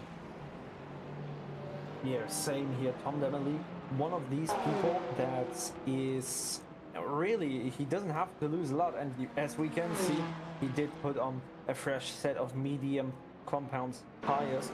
Therefore, he'll be the car that I will have an eye on when exiting the pit lane, as Miles just misses his braking point and almost goes into the back of the Peugeot, but somehow puts that Genesis out of Arajo's rear ends, as now Arajo is all on the back of Tris Chiani in that Cadillac. Will we see anyone else bailing off into the pit other than Tom Demely? Because from what I'm seeing here, it still looks very much slippery on track. Jeremy Barrault in the pit lane as well in the Toyota, so he's the second one to take the gamble. As Ponto goes quickest yet again for 40.3 just up the road. And these are the, well, like I said, really the two drivers who have nothing to lose at this point and are just able to take the gamble and see what it brings them right now. So Barrault is in the pit lane, Tom Demely is out of the pit lane currently. We'll keep an eye indeed on his lap times and how they compare to the previous lap times. It's going to be fascinating to see this Gabapur now, a 40.198, so quicker still. That is Tom Demely on the slicks. It is still showing us wets here on the car, but I do think it is slicks based on how slow he's driving. It is also, he definitely changed tires, and at this stage of the race, he had changed onto a fresh set of wet tires, and he is, as you said, he is way too slow to be on warmed up tires, and well, these first 2 laps with the blue wall on the tires, but it is most definitely slick. These first 2 or 3 laps are most certainly not going to be as important for us solely timing-wise, because Tom Demely obviously still has to get these tires into the correct temperature window, but I'm afraid it might have been too early to go for a stop, since nobody else is coming in yet. As Arajo spins the Peugeot around, and Ryan Stuckey and Miles are very much lucky to avoid that, which will drop Arajo into the clutches of Gabapur and maybe force him again to attempt a different strategy. Yeah, I wouldn't be surprised if we see him come into the pit lane this time around, as Fabian Wenger also having a spin somewhere in the Lexus number 200. But yep, he is coming in indeed, so he is going to make that switch to slicks as well, as he, I thought was having a spin into the pit lane as well, but luckily for him he didn't.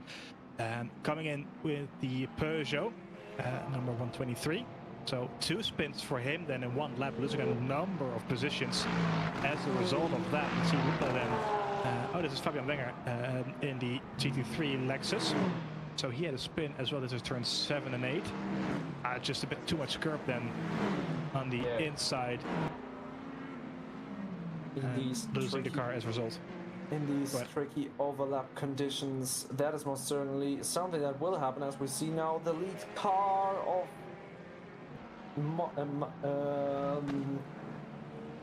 there we go, Marvin Moritz coming into the pit, almost moving the rear end, as now he's rival for the victory, Thomas Kaska, is setting times purple. So was it perhaps too early for these drivers to pit? I'm having a look at Tom Demely right now. He has been a whopping 3 seconds slower than everyone else in Sector 1 and 4 seconds slower than everyone else in Sector 2. So I do think that it was indeed too early for the Frenchman. Well, we'll give him one more lap for the benefit of the doubt with how cold it is, of course, as well, and how difficult it is to heat those tires up. But right now it is still looking a bit more comfortable for the wet tire runners, although it is looking very dry out there at the moment. So at some point you just kind of have to make the gamble, of course. You can still see there's a dry line there, so it's very difficult to say. I think this is the exact moment where a gamble can make or break your race as it goes. So Kataka also in the pit lane, LMG3 in the Lamborghini, so he's also going for the slicks. We now have 5 drivers in total running a set of slick tires in this race. Down the inside for Di Poletto, currently in P8 then. So remember, he started in 2nd position after the a very good qualifying for the Corvettes. Had a spin early on and now finding himself in P8 behind Roy, I think that is Elliot Roy, apologies, who's driving in P7. Podence then, Christoph Podence. I was confused his first name, the K, with Corbinian and Vendelle for some reason. But Christoph Podence in 3rd, putting in the fast lap as well. So it's I tend to agree with you, Niclas. I think it was just a bit too early for these drivers to go to the slicks, and it's going to be almost impossible at this point to heat them up. Yeah, as we see in Grosso, I think the black, yellow and purple Porsche has made a mistake going a little bit wide in enabling Tristiani to make his move onto the back straight. He also got past the Unimiles on this very lap, just 1 lap later. So the Italian Porsche driver for Eagle Sport Racing Team losing not 1 but 2 positions in the span of 2 laps, and he is losing a lot of time. So maybe one of these drivers that might want to consider changing to the dry tires within the next couple of laps. As now Tom Demely, I'm having a look at his sector times. Our wet one runners have done... Oh, there's a spin. That's a spin. Di Poletto and Sturle both spinning around. I wonder if there's been contact between the two. This is between Di Poletto and one of the Porsches, as we mentioned earlier. Gets hit on the rear then, and as a result hits the slippery curb and spins right. Has a big impact on the nose as well. So I wonder if he's had any suspension damage from that. But a weird incident then for him. It gets hit by Elliot Roy on the rear of his Lamborghini and spinning around as a result of that. So no contact between him and Sturle. I think Sturle had an incident on his own then, currently running in P10 in Hypercar. But Di Poletto is going from bad to worse then after a very disappointing start and currently in P10. So still just about within the points paying position, but not anywhere near where he wants to be. We're on really into the 38s now in the for the wet weather tires. Tom Demely, we'll talk about it just now as well. Yeah, he's at 44.5. He's within 1 second though in sector 2. So I think on this or the next lap is the perfect opportunity for these wet runners to pit for the slick tires, because now we are in the crossover period. And Tom Demely has just gone quicker than all of these wet runners up in front in the first sector. So I think now it is time to put on a fresh set of slick tires. If I was driving right now, I'd do so, most certainly. Now Tom Demely will cross sector 1. The timing line in sector 1 in just a nick of time. The fastest that we have seen from these guys is a 28.9. Demely is gonna set at 29.7, seemingly made a mistake. But, well, I do think that now might actually be the time to consider swapping to the medium compound of tires. Yeah, so I do think in the end it was well worth it to wait a bit longer, as Kolman was also in the pit lane, so same for Di Paletto. So both of them also making the switch right about now. And like you mentioned before, this does allow you to potentially make a much shorter stop in the end of this race. So Tom Demely is already on 89% virtual energy, and all the drivers who are making the stops right now will be back on 100%, of course. So their final lap went down the pit lane. I'm going to interrupt myself. The leader is in the pit lane. So the leader in hypercar with about 28% left of virtual energy, making his first pit stop of this race, and he's switching to the medium compound of tires. So the 94 in the pit lane, first the front runners really to come in. This gives Giacomi the lead, Daniel Massa in second, Richard in third. Massa back up to fourth after all that. And this is really going to be the moment for him in the for Ponto in hypercar to see if he can regain that position. Moritz in LMGT3, he was right up there with Tasca before his pit stop, still running in 10th position, so he is still, of course, the front runners from the slick tires in LMGT3, but he has a lot of positions to make up as well across this the rest of this race. An hour and 10 minutes to go still. Going to be a difficult one for sure, but this indeed is the time to make that switch. So we'll see. I think the pit lane being flooded by a number of drivers, and of course we'll be keeping an eye out on both Pointeau and Tom Demely to see what will be coming out and how much they are improving time-wise compared to the rest. Yeah, Demely a whopping 30 seconds back on Pontier. It might actually be a little bit more. I'm not really sure. I can't see that on my timing report, unfortunately. But what we will see is that more and more drivers are switching onto the medium compound of tires, and that some of these drivers, like Jeremy Barrett, are starting to set purple sectors. So Jeremy Barrett with the fastest sector 3 overall, and now is most certainly the perfect chance as Gavapor gets trumped by Tom Demely by 5/10 in the middle sector. So now is probably the best timing slot to pit for those medium compounds. Yep, for sure. So we'll be seeing the fastest laps coming in shortly as well. About 37.9 in his Peugeot, that is. So he has made that switch as well, of course, after the spin earlier on. So and that is the first fastest lap, I do believe, that we have for the slick runners all round in this race. So we'll be seeing these guys in shortly. This is Giacomi hunted down by Massa, the second and a half behind. Toyota there is Jeremy Barrault. So Barrault is also on slicks, but he is a lap down on Giacomi, so he could potentially unlap himself in this situation. I think he is kind of signaling to be a lot quicker than Giacomi at the moment. You can see him flashing the lights, and you can also just see how easy it is for the Toyota to stick with the Cadillac up front. So this might be a good signal for Giacomi as well to just come in and take the pit stop. He does not yet, so Giacomi stays out for one more lap, and I wonder, is this just going to be a bit too late? Daniel Massa continues as well. Are they just trying to run down as much of their fuel tank as they can and try and go for a one stop in this race? Try and make it a lot further into their pit stop window and potentially only make one more stop after. What do you think? That is going to be very difficult indeed. They have 20% energy still remaining in those fuel tanks. On average, these guys are going to burn between, let's say, 3 and 5% a lap, depending on how much of fuel save they're actually doing out here right now. But it's about 2.5% per lap.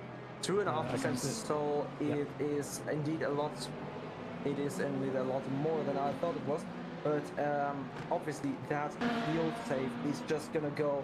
That fuel usage is just gonna go up and up because you're lifting a lot less naturally now that there is a lot more dry racing surface, and I think that Giacomi starts to realize that those slick tires are indeed a lot faster. So how long do you actually want to stretch these tanks for? For these two people, if I was to pit, I would pit now, But I am also excited to see what SCC and Merc Sim Racing have cooked up in those strategy offices behind the scenes for this exact part of the race. Yeah, we do know how invested both of those teams are in this championship, of course. So I do wonder how much of a strategy there is going on there, how much they're thinking about what is smart to do at this point. Still continuing on at the moment, lapping about 38.5 and 38.0. So the lap times are still quite competitive, I have to say. The fastest lap is still Anton Tisciani now at 37.8. So they're not particularly slow just yet. Right now they can still just get away with it, I think, but it's well, it's going to be, when it's too late, you'll know it's too late, and then it's going to hurt rather a lot. It's Tom Demoli, 37.2. That is one of the medium runners once again. So I think the mediums are a bit slower, a bit quicker right now, but it's still just about working out for the weather running drivers. Now, even if you pit now, Henkel has another spin, I think, or a small incident somewhere, the 202. He is still continuing on his way. So if you still about an hour to go, it's going to be very difficult to stretch a full tank of fuel for about an hour. A number of tracks you can get away with it, but I'm not sure if Barcelona is one of those tracks, as we see an overtake for P9. This is Pointeau, the net race leader. Early on, Sturle is defending very hard for that P9, but despite being on a lot less energy and worse tires, arguably. So he's not giving that up as easily as you might think that he has. But Pointeau is moving up into P9 then. He is the, well, like I said, net race leader. He was leading this event, and the first runners on medium tires.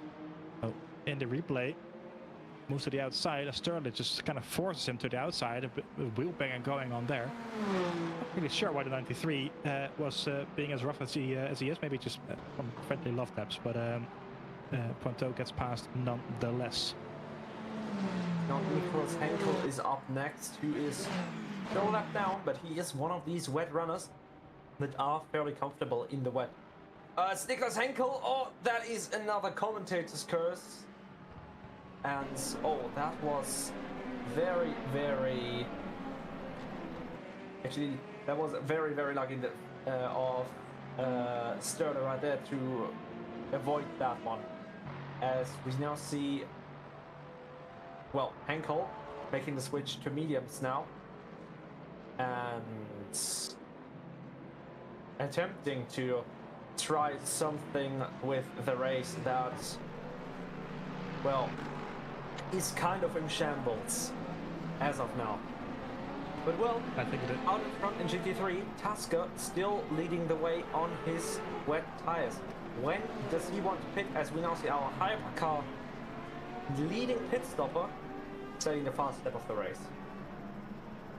Yeah, Tasker still continuing on 13% virtual energy, so I'm getting the feeling that he does want to get it down to zero to be honest, before making the pit stop, and I have the same feeling for the leaders in hypercar, to be honest. So I'm gonna have to wait and see if my gut feeling is correct about that one. Sturle has another spin then there, as this is Giacomi not being overtaken for the lead, but indeed Jeremy Barrault unlapping himself on the race leader. So the mediums are, like we've said a number of times now, a lot quicker in this stage, as the currently 13th positioned Jeremy Barrault makes his way past the race leader. Daniel Maas has closed the gap a little bit as well.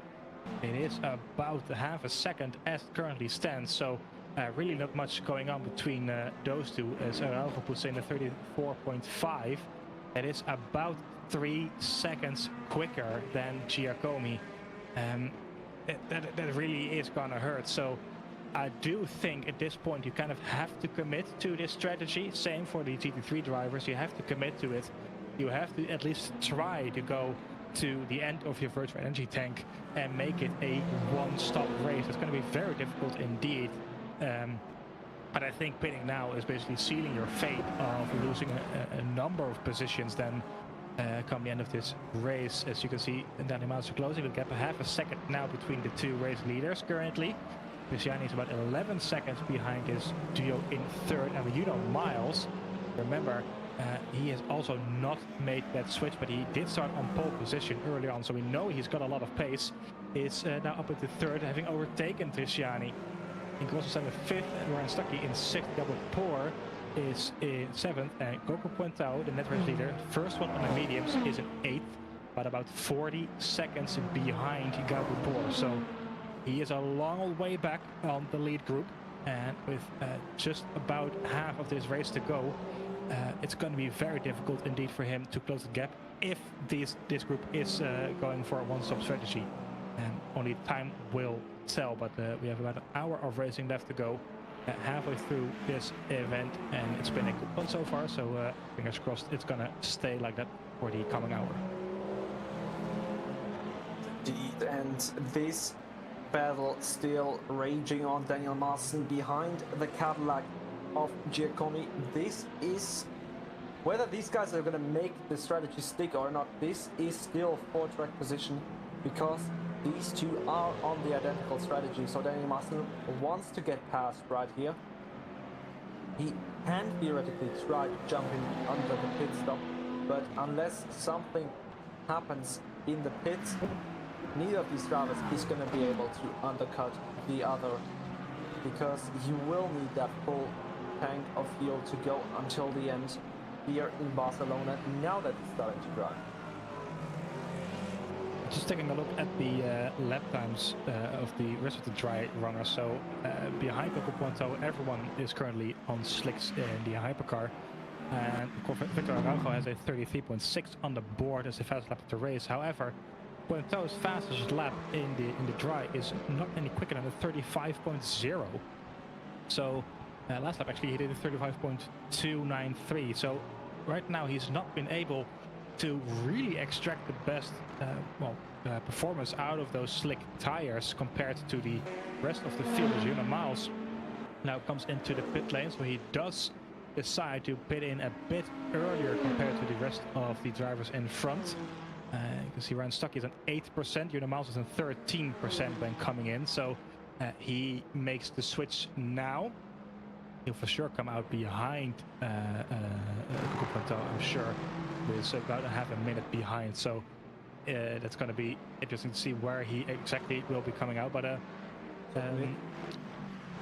about 12 seconds now, so he for sure will come out behind Puentao, that's for sure. But as I was saying, Puentao has not been the quickest out there, especially compared to the wet weather tires up front. So that's a spin. That was Ryan Stuckey. And we have a replay of what happened? Yes, we can.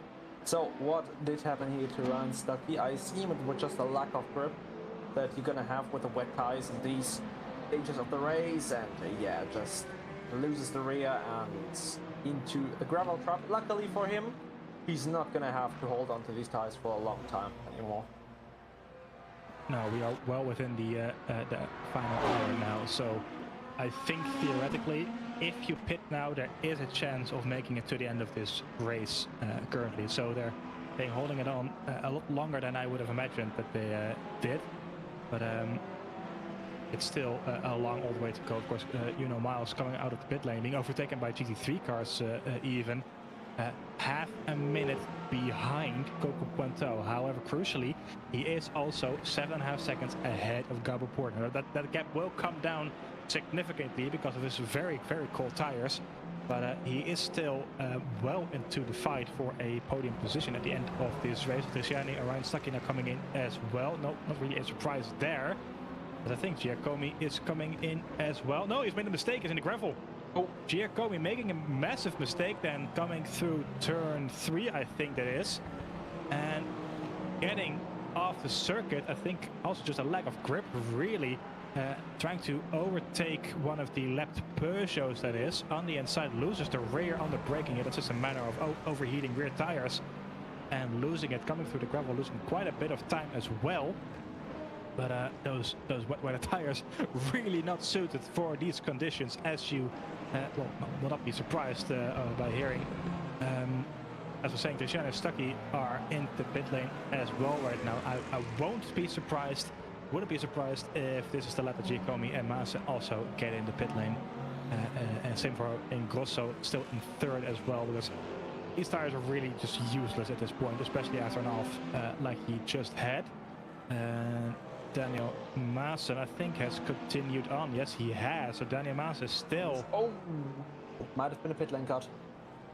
Ooh, that's also gonna hurt. Well, we'll see that shortly. I think when he leaves the pit lane, we'll get notified of that. But Maassen is continuing on, indeed.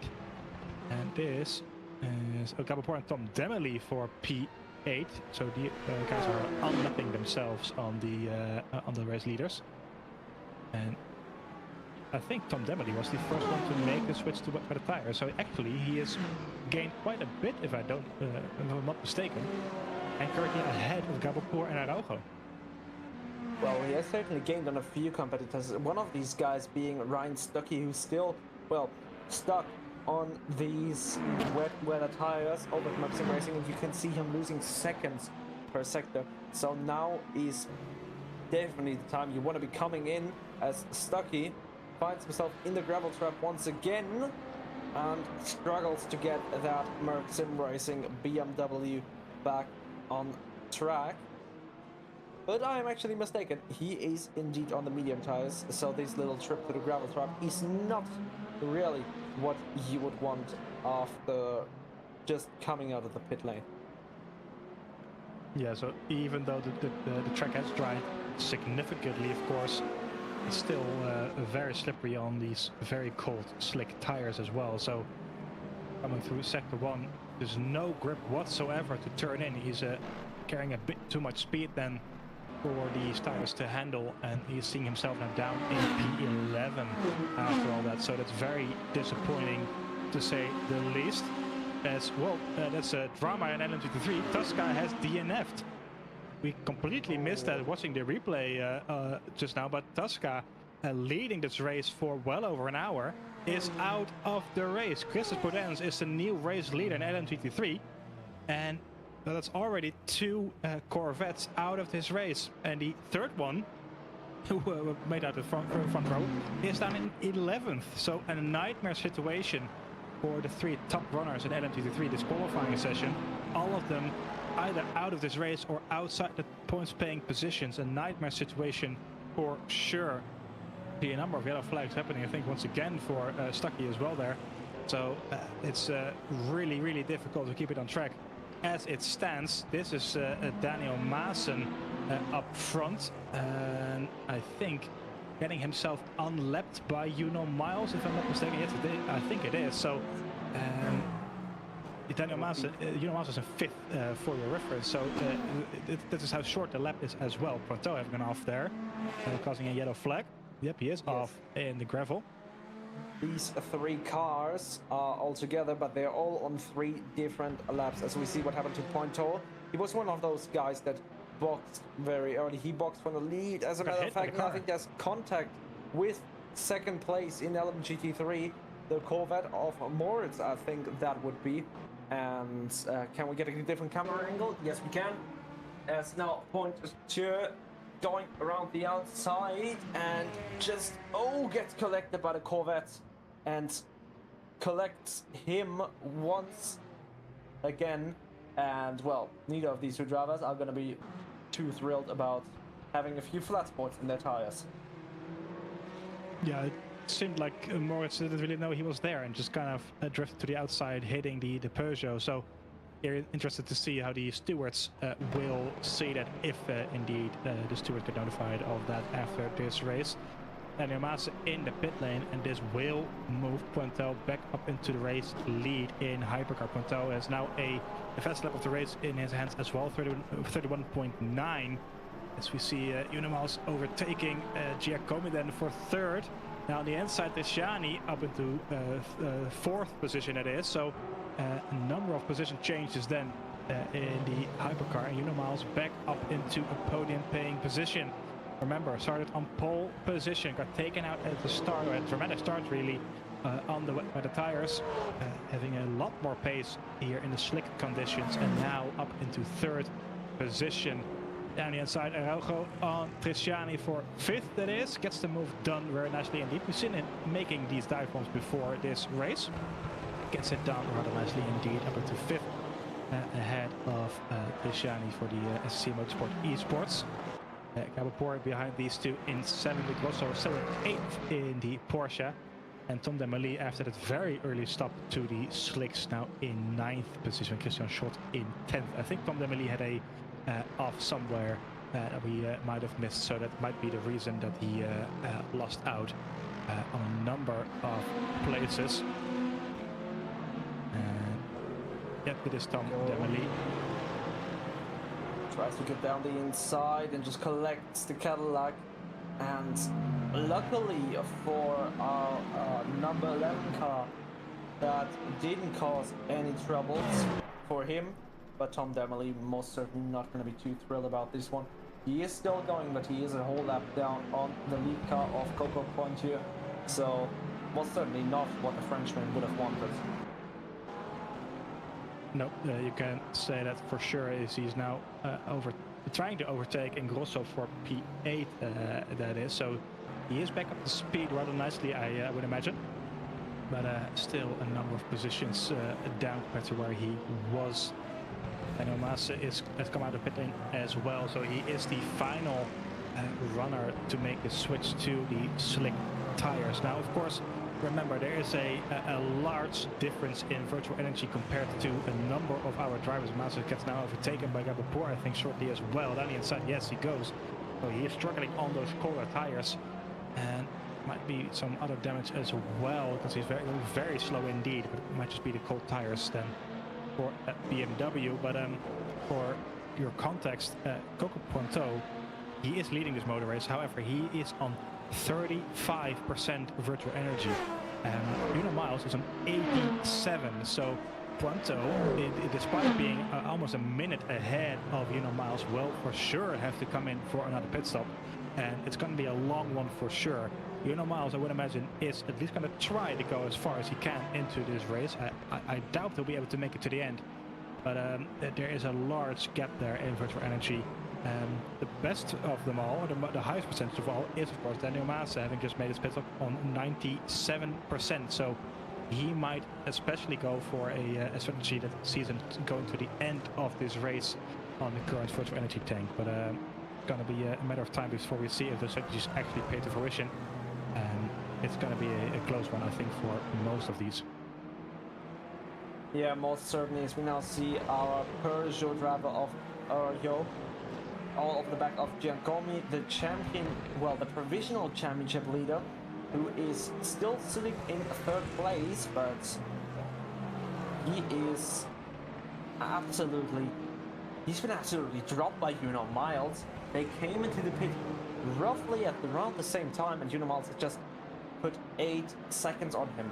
But keep in mind, Giancomi and Marston have a lot more VE in their tank, but I am not really sure if that is enough to go until the end of the race, as we now see Araujo making the move on Giancomi.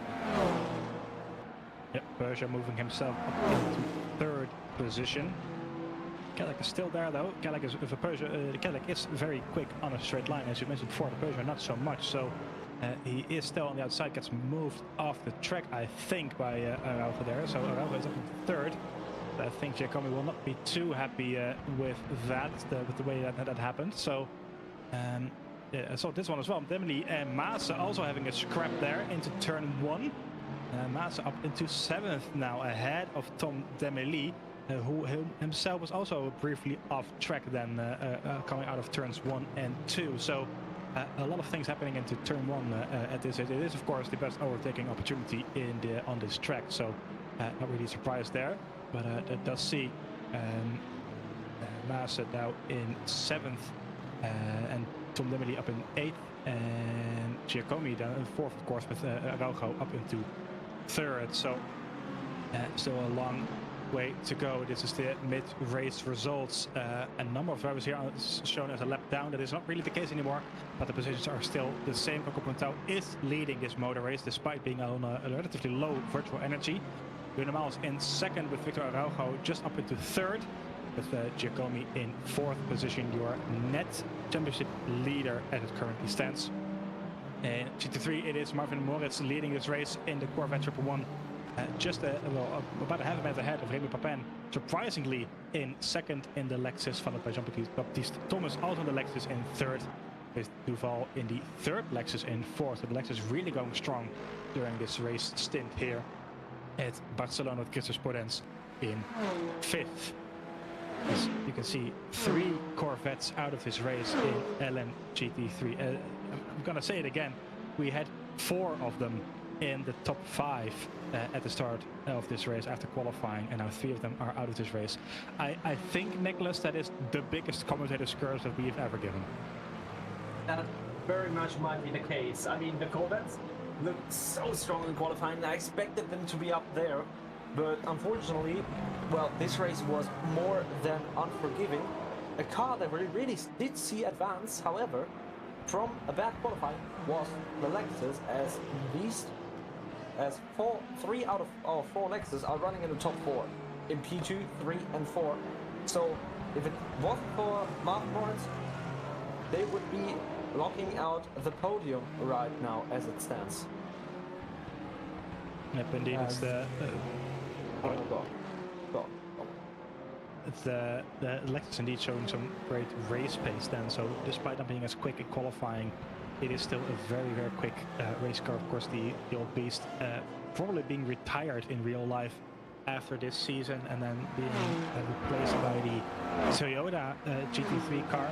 There's no confirmation to that just yet, I believe, but I do think we will see that happening at the end of this WEC season. So potentially also a car that we will see in LMU in not too long.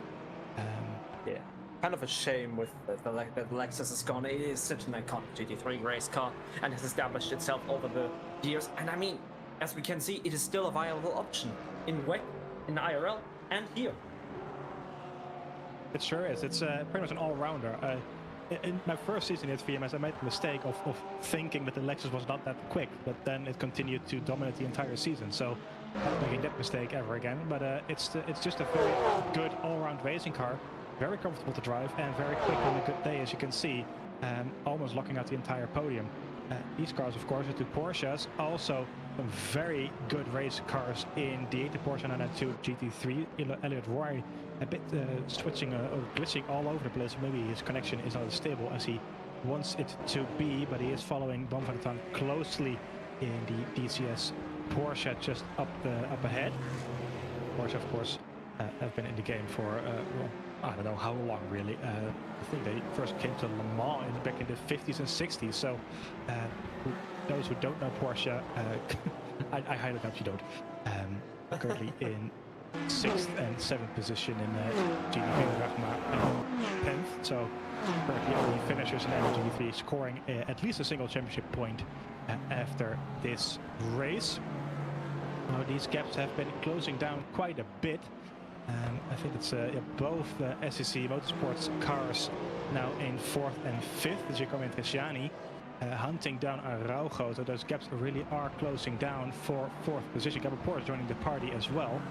I think we have a battle for 3rd on our hands here rather shortly. Yeah, probably, and it's just not between 2 cars, but instead 3, as our LMGT3 elite car is causing yellow flags in sector 1. What has happened here? This was just where these 3 were, the 2 SSC Cadillacs going past, and then Moritz just losing it completely on his own, unfortunately. Luckily for him, he's got quite a big gap to P2 now, with his main rival being out of the face. Giacomo is looking to get past that Peugeot, and he's got the identical looking sister car, the number 11 of Tresciani, right behind him, and maybe with Pontier still having to hit SCC could be looking at a potential double podium here. Yep, for sure. They're at least showing some very good pace around here. Currently in just outside of course his opponent positions. Now Ponto earned up 21%, so his pit stop is not going to be too long, I don't think. It is still It's 40 minutes to go. I think it's gonna be take him at least halfway through that period. All that 10 laps. So it's about 15 minutes, 15 to 20 minutes, I think, that he still has left in his tank. So it's going to be not too long on his pit stop, but is it short enough for him to remain in the lead? He has a 54-second gap still to Zuno Miles, so that's going to be very interesting, at least interesting as well. Raugan 42%, probably also having to make a pit stop, I would imagine so, as Moritz is in the pit lane. The leader Adam GT3 had a spin earlier on, as you could see, is taking another pit stop. So this moves Remy Papin and Duval and Thomas all up a number of positions then. And there we go. That is your 1, 2, 3 for Lexus. So where we started out with the 1, 2, 3 for Corvette, it is now Lexus's turn to lock out the entire top 3 of this race, and Moritz coming out in P7 even, I think, behind Bram van der Tong. Yep, there you go. The ECS Racing rocket of Bram van der Tong moves his way past. Nightmare stuff for Moritz. I don't think it was virtual energy. I think he just had some damage or a large number of flat spots, I would imagine, on his tires.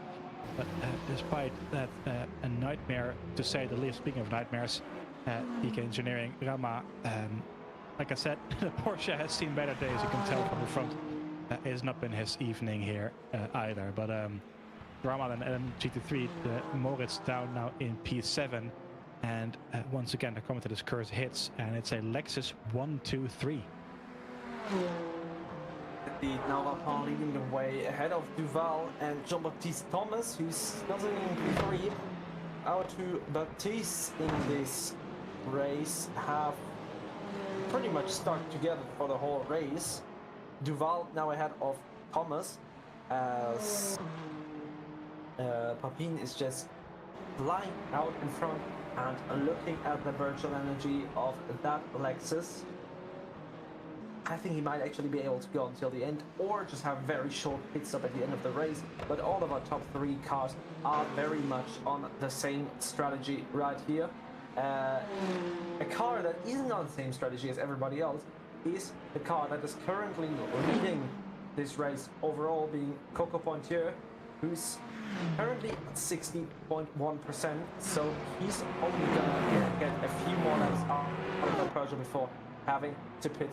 This is now Eduardo Giacomi behind Sterling, Alessio Cristiani just behind him, and there has been contact between the 93 and the 43, so this might get interesting post-race, because there could be a penalty coming the way of the number 43 car, because that Peugeot was a lap car.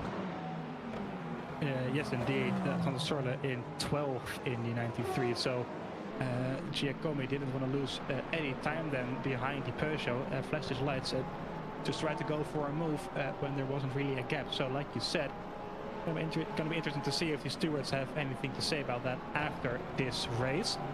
Now, these two teammates, Cristiani and Giacomi, they have been running rather closely for a number of laps now. I'm not sure how this team is run. I don't really know them, I have to say, but I'm curious to see if there's any teamwork going on here as well. Maybe giving each other tips or a bit of slipstream here and there.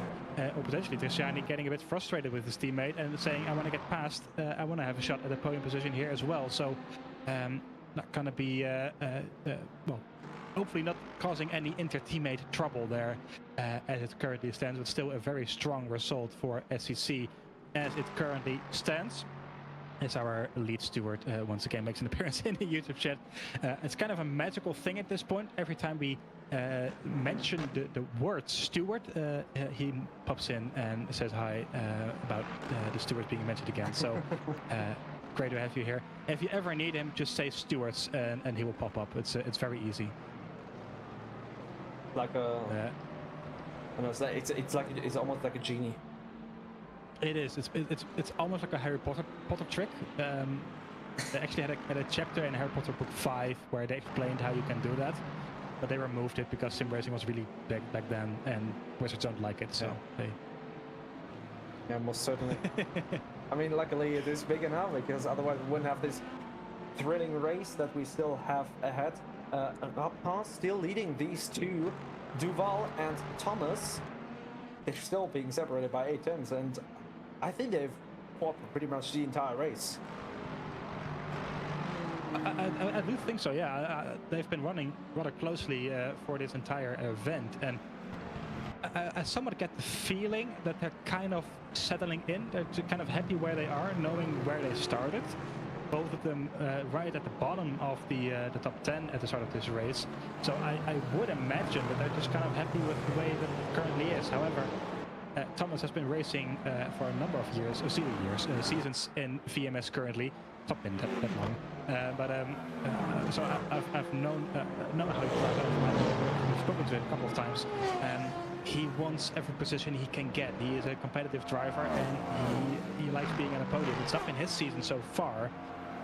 Both rounds scoring 0 points. We're currently in 17th in the championship. So right now in third, it will score him a heap of points, of course, in one go, with this being an endurance round. But well, third is also just a very it's a very nice result, but second is of course still a position better. So I wouldn't want to be in his position, to be honest, and being doubting myself what would be the correct way to do that. But still a very, very good performance by both of them, as Thomas is closing the gap ever so slightly in the Lenovo competition. But the Horizon Racing of Duval is still rather comfortably up ahead, as there's a Sturle lapping these two as well. So yeah, it's going to be interesting to see if there's still any more fighting to come from those two. I kind of doubt it, to be honest. Well, you never know, indeed. So we have, speaking of fighting, Giacomi and Tristiani. That almost looked like a team intern swap. Well, of course, there are no real teams in the Virtual Motor Series, but these two seemingly being, well, at least knowing each other a little bit better, since they are running for the same esports team. So maybe, maybe Giacomi was just feeling generous and thought that Tristiani being ahead could benefit him by getting him closer to that Peugeot that is still running in P3. But looking at that, that is probably not going to be an easy task, since Arnjo has just set the fastest lap of the race. As we see, these two, Tom Demely and Daniel Marston, both of these guys have had some very diverse strategies from each other. Daniel Marston being the last car that came into the pit lane in hypercar, while Tom Demely was the very first one. So Demely is going to have to pit again. I'm not so sure about Daniel Marston. Yeah, I think 25% doesn't get you anywhere near the end of this race right now. So, like you said, Tom Demely for sure has to make another pit stop. I would imagine that Daniel Maas is rather safe as it currently is. So, yeah, if I were Tom Demely, I'm really going to be thinking about how much am I going to defend this position, knowing that you're going to get jumped by him one way or the other. And it might cost you even more time defending the position as hard as you can. So, yeah, difficult position for Tom Demely to be in. It's still a P7, of course. Taking a look at the other virtual energy in a hypercar. I think there's a number of drivers behind him also having to make a pit stop potentially, but it's not too many. So I think he'll be happy if he can get away with a point after all this, but it's going to be very difficult indeed. Speaking of overtakes, I was speaking about them, but we just saw one for P6 with Moritz moving just past Bram van der Tong in the Porsche. So he's been stuck behind the Porsche for a number of laps after making that unscheduled and surprising pit stop, to be honest, I have to be said. Coming out of the lead in the Corvette 111, which made Raymond Papin the new race leader in the Lexus number 793. Him still being followed by Duval and Thomas behind in second and third. So Moritz is making his way back past as well. I think he'll be happy if he can come away with like a P4, potentially with P5, potentially a P4. But P4 might be just a bit too far away as it stands, but I think he has the pace to overtake Elliot Roy as well. And the time will tell for sure. This is Raymond Rapin, the race leader, LM GTT, being overtaken by Daniel Maassen and Tom Demely. Puentao will probably come into the pit lane this or next lap at the latest. 2% of energy. You need about 2.6% energy. That's actually about 2.8 right now, 2.9, given that it's currently dry out on track. So I wouldn't be too surprised to see him in this lap or next lap at the latest make that splash and dash, and then it's just a matter of seeing where he will come out. His pace has been good compared to Miles and Araujo. So the gap is still about 55 seconds, but is it long enough, big enough to remain in the lead? I think we're gonna find out rather shortly, Niclas. Yes, he's gonna bail onto the pit lane now, isn't he, Poncho? He does not have enough virtual energy in that Peugeot 9X8 Evo remaining as he enters the pit lane with roughly 1% of VE. That did not look like a pit lane cut whatsoever. So now the name of the game for this man is just to slow down in time and, well, potentially get out ahead of Juno Miles. He's only got 50 seconds. He's got a whole of 54 seconds in between himself and Juno Miles. So I do not think he needs to worry about potentially Juno Miles finishing this race ahead of him, seeing as Miles only has 55% VE in that tank remaining, and I don't think that is going to be enough, in all honesty. It's half an hour to go. I think Juno Miles, he pitted about 17 laps ago. There'll be a lot of calculations, which is not my strongest point, to be honest. So it is going to be difficult, I think. So Ponto is currently on 60%. He put in 60% of virtual energy as he's coming out of the pit lane, 5 seconds ahead of Juno Miles. Juno Miles is now crossing the start-finish line. It does look like Ponto is remaining in the lead, and he has a lot more virtual energy compared to Juno Miles. So only thing now is heating up those tires once again. He will not have made that switch, I'm sure, to new tires, but you still need to warming up just a little bit coming out of the pit lane. The gap is 2.5 seconds now. It's going to be very close. There's 6% between Juno Miles and Ponto. I think Ponto will have enough, most definitely, to get to the end. Otherwise, he would have made a huge blunder, to say the least. That also makes Daniel Maassen have enough to go to the end. He's on 60.4%. Same goes for Federico Ingrosso on 58. But Araujo on 20% for sure has to make another pit stop, so he will lose at P3. If Juno Miles has enough, well, we'll find out in 29 minutes and 35 seconds. I'm honestly kind of gambling on a yes, so one of us is going to be right at the end of this, and it's going to be very interesting to see who will be right. Yes, indeed, and I do think that Rapin definitely does have the advantage, but I'm also, when it comes to hypercar, I'm not taking my eyes off Daniel Maassen. The BMW driver does have the most VE out of anybody in this race. So if anybody's going to make it through the end of this race, it's most certainly going to be him. Now it would be quite helpful to have the respective onboard strategy tool that's going to calculate how much VE you're going to need. But as it looks right now, I think Pontier has got this in the back unless Juno Miles finds a lot of time. But as we know, Juno Miles, he's flying and he's not going to just give up on that potential victory that he could achieve here in Barcelona today. That is a very good point. You can never count out Juno Miles. Just as a brief reminder, Juno Miles is a reserve driver. He is not even competing technically full-time in Tier 1. He is a full-time driver in Tier 2, where he won the opening round in Interlagos by about half a minute in mixed conditions as well. So he scored 38 points there, did not take the start in the second round, but he is a very, very, very quick driver indeed. The gap is only 1.1 seconds. At Ponto, you can see, is just ahead up the road, still kind of hitting up those tires. I would imagine they're probably already there almost, but it's still not as optimal as you might have with Juno Miles.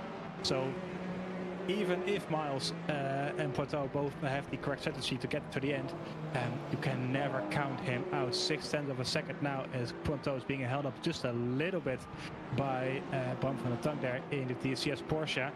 Is going to be very close. He is well within a second for the first time now. This race, 27 minutes to go. If Ponto is having to defend on Juno Miles for the rest of this race, it's going to be a long old drive back home for him. There is still, well, a quarter of this race left on the clock. and it's going to be very, very tight indeed. On board with Podence, and as you can see, he is close to the gap to Jean-Baptiste Thomas. About a second between the two. Thomas is about a second and a half behind Duval. So Podence in that Ford Mustang showing some very good pace indeed. His fastest lap is about a second quicker compared to Jean-Baptiste Thomas. He might be on to spoil the party for Lexus and ruin their 1-2-3 as it stands. I'm not counting out that Ford Mustang as well. There's a lot of action happening, I think, within the next 26 minutes. This race is not done at all. No, not at all. And I think this race is really starting right now for Juno Miles and Pontier out in front. But you can't really count out the two Cadillacs and P4 and P5, Peter Giacomi and Tristiani. They're also pretty low on they have quite a bit of VE, especially Giacomi. So I think those two are going to be the underdogs when it comes to the strategy game. But I am almost certain that it is going to be decided between Miles and Pontier, and only for Miles if he can go until the end with this much VE. 47% to his name. It's only 5% less than the current P1, but 5% on this track can be 2 laps. It's a tenth of a second on the back straight. This is for the lead of the race. Juno Miles on the inside of Puento into turn 1. Hard on the brakes, and I think it's an overtake done and dusted. Yet there goes the Genesis Yamaha 001 back in the lead of this race, taking pole position about an hour and a half ago, losing it in the first lap, and now back in the lead he goes for the endurance route at Barcelona, Catalunya. The number 6 is back in the lead. The number 5 Honda is back in the lead of this motor race. Puento now moved down to 2nd position. So now really is the case of does Juno Miles have enough, or is he already, has his fate already been sealed, knowing his virtual energy stand as it is. But the overtake is done. He closed the gap, he made the move, and he's now up into the lead and putting a gap straight away, 7/10 of a second already ahead of Puento, who himself is 6 seconds ahead of Araujo, who's yet to make a pit stop. But we do have a new race leader in the hypercar. Yes, indeed. I am really sorry there for that. The No worries. delay. I'm not very good at multitasking, and I just had to reply to a DM. So I do not possess the skills to be an endurance driver, such as these guys out in front. And they are probably pretty good at multitasking and being able to calculate the different strategies and drive fast at the same time. And it has worked out for Juno Miles. As you said, he's in the lead of this hypercar field. And still a bit nervous when looking at that VE, because it's going down a little bit too fast for Juno Miles' liking, I think. I'm breaking out the calculator. It is time. He is on 43.1%. Average is 2.6, so that will give you about 16 laps of fuel. I think that might be enough. It's about a minute and a half. So that will get you to 24 minutes and 90 seconds. So, I think he has just about enough. It is really the matter if it's going to be 16 or 17 more laps as it currently stands. But I do think Juno Miles is on course to win this motor race. After all that happened to him, he probably has just about enough virtual energy in the tank as it currently is.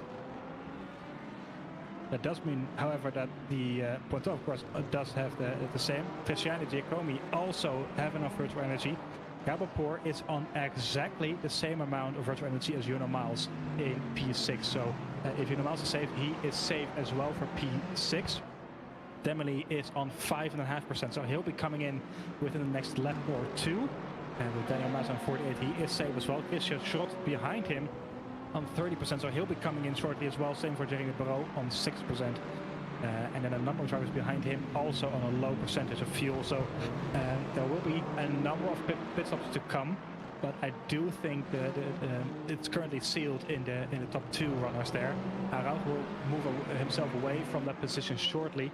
But I think then the top 5 is pretty much done and dusted with Tristiani and Giacomi and Gabapur behind. So a brilliant strategy by both of them. Both of them are going for different strategies, of course. Juno Miles making just 1 pit stop, with Puento making 2. And all of it is coming together now within the final 22 minutes. That is the beauty of endurance racing.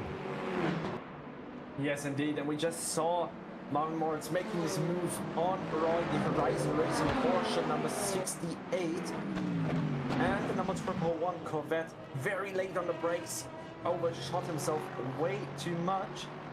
Ended up alongside with the Porsche and brought himself into a little bit better position, but ultimately the line was just a little bit too tight. And if it wasn't for the Horizon Racing car running wide there, this shouldn't have gone as cleanly, but nonetheless, a very good move from Moritz, who was leading this race for a long time. And he might be still looking at the podium because it's only 1.5 seconds till there, and he's got 20 more minutes to get past these two. Yeah, there's a good chance at least for him. So he's closed the gap rather quickly, I have to say, to Thomas and Podence, who is himself is only 0.5 of a second behind P3. So that fight for the final podium position in LMGT3 is nowhere near done. Meanwhile, Juno Miles has found his gas pedal, to say the least. 2.5 seconds clear of Pointeau already, make it 2.6. So Genesis has stretched his legs and is just flying away currently as it stands in the hypercar field, and really is on course currently to win this motor race with still 21 minutes to go. Now, of course, we have seen a lot of carnage happening this evening, so it's way too early to call just yet, as Tom Dimmerly is making his final shorter stop then for the evening. But currently it is all in the hands of Juno Miles. This is his race to lose as it stands. So, well, like we said before, you can never count out Juno Miles. Like, he is so insanely quick in a Genesis. Even if he's in 7th after lap 1, he could still very much win the race. It was just insane performance by him so far. Meanwhile, this battle for P3 is heating up nicely as well, with Moritz also joining the queue. And not just Moritz, Elliot Roy is behind these three as well. So Thomas, we've seen him drive rather nicely and confidently and consistently, that's the word I was looking for, across this race, keeping Podence behind for a number of laps now. But Moritz is joined the party, same with the Porsche. So 4 different manufacturers, we've seen this before in the hypercar field as well, 4 different manufacturers, 4 different drivers, 4 different teams fighting it out for the final podium position in LMGT3. 20 minutes to go. This can only go wrong, knowing the VMS history. Yeah, most certainly. There's going to be a lot of fighting happening in these stages of the race. There's now P5 in hypercar, the fastest lap car, the fastest pitted car, now into the fastest hypercar, now into the pits. Coming out in P6 or 7, potentially even P8, as Christian Schrott now moves ahead of the number 1, 2, 3. And yeah, this is looking like a good result for the 2 SCC cars. We're running currently P3 and P4, 12 seconds off the lead car. Yep, indeed, they did manage to get on to the podium position then in the end, with Araujo now in 8th in the end, as you mentioned. Now, I think he might be a little bit disappointed with that after he run up in the top 3 for a large period of time. However, I'm going to keep reminding you, he started in 16th. He started dead last in this race.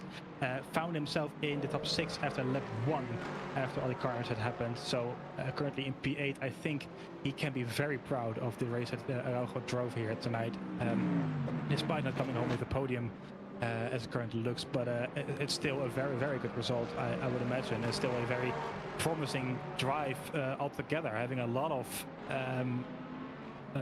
lot of pace currently, like I said, having the fastest lap of this race as well. So despite that the ultimate ending of his race not on a position where he would have hoped for, I think he can still be very proud of himself.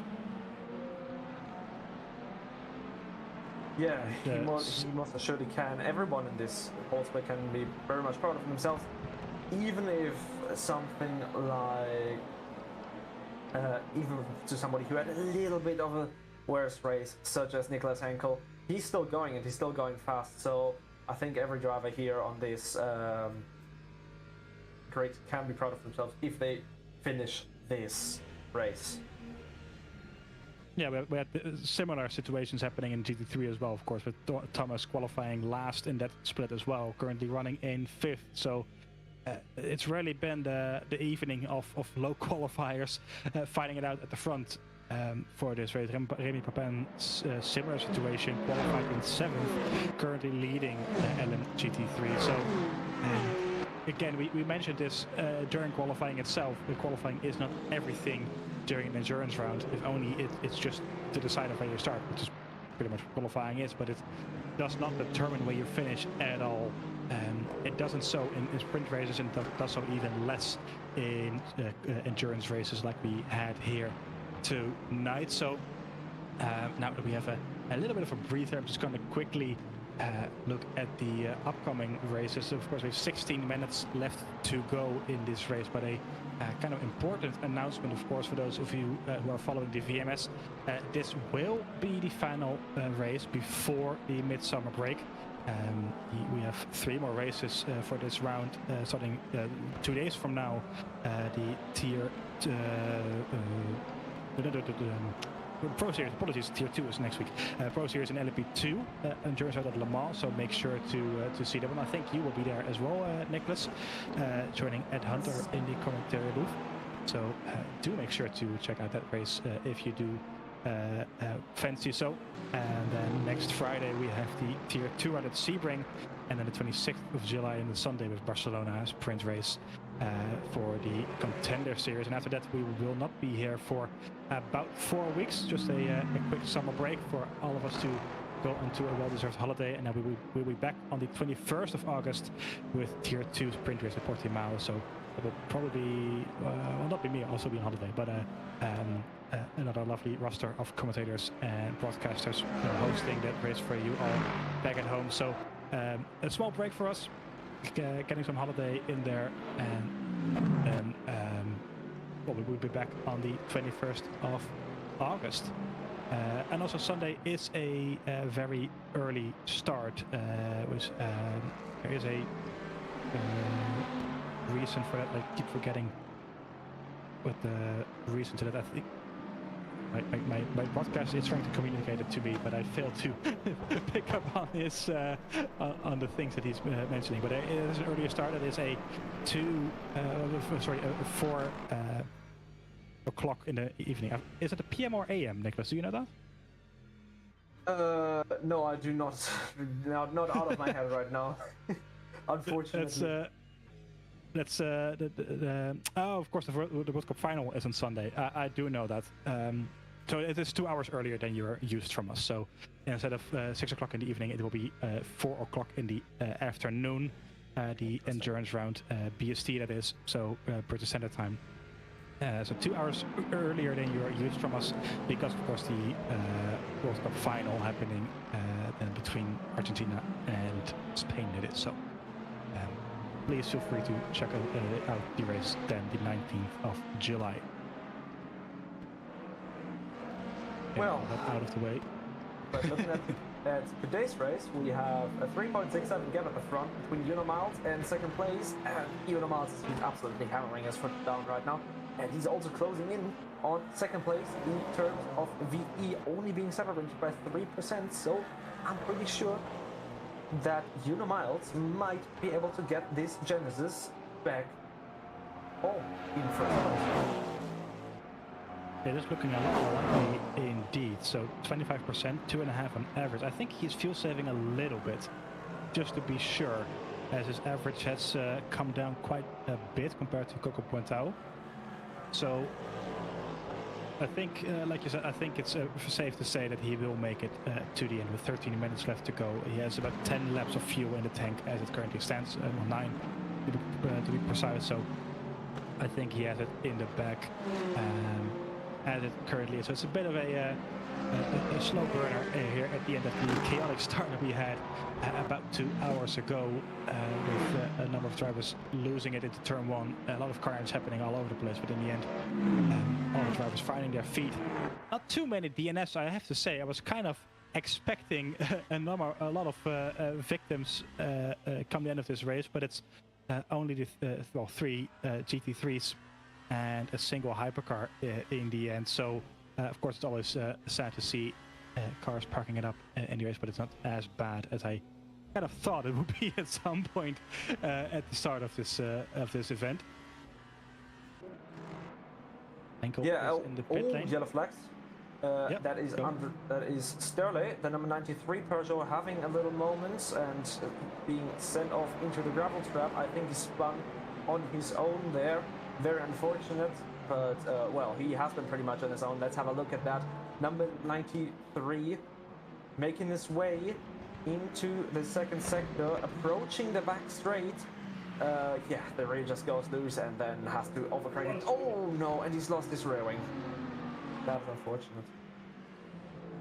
That is very unfortunate indeed. I think that moves him pretty much outside of any points paying positions that he might have had any hope for. So he'll have to come back to the pit lane and get that fixed. That does move Tom Demely up into 10th position then in the end. So despite him being on a rather alternative strategy, to say the least, he was the earliest to pit in this race. He will still, as it stands, bring home a single, two championship points, of course, if we have double points for the endurance round. So that will be 2 points as it currently stands for him in P10. Same Tom Demely putting in his fastest lap of the race at 31.806. And Stucky overtaking Sterle there as well. Of course, Sterle making his way back to the pit lane, I would imagine. He's still out there, I think. Not sure where he is, to be honest. It is Stucky now being unlapped, I think it is, by Rune Kolman. Yes, it is. That's the 24 of Rune Kolman. Dennis is making his way past the 45, so he is unlapping himself from the number 12. Or 45, apologies. 12th place, 45. Sterle is in the pit lane, so repairing that damage. No surprises there, really. Well, battle for P3 is also still heating up. We missed Thomas has lost 2 positions there, so probably making a mistake there somewhere. And currently down in P5, that is. So battle for P3 currently between Podenz and Moritz, about 0.3 of a second between the two. The replay then of that overtake. Hypercar going past. Oh, that could have been a very, very unfortunate ending to someone's race right there, but they kept it all clean. And yeah, the Renova competition Lexus of John Baptiste Thomas just goes a little bit deep there. That enables the Mustang to just slip through as he now makes contact with him again. And the Dynamic GT core bats, no, not Dynamic GT, it's Dynamic Motorsport. Dynamic GT is a real-life team operating. In here is Dynamic Motorsport car that is currently running in P4 of Mark Moritz, and he's looking to get into a pole position, and he's got 10 minutes to get past this Mustang, but I think he'll try to get it done on the next lap. Mustangs are quite big cars, so it's not going to be easy to find a spot to make his way past. He does go but for I think it. He has one. The same hairpin, bit of contact there with the Mustangs, at the same place that Podenz got past Thomas there a couple of laps earlier. This time the Podenz shuts the door in front of Moritz, so he has not been able to get that overtake done this time around. 9 minutes to go.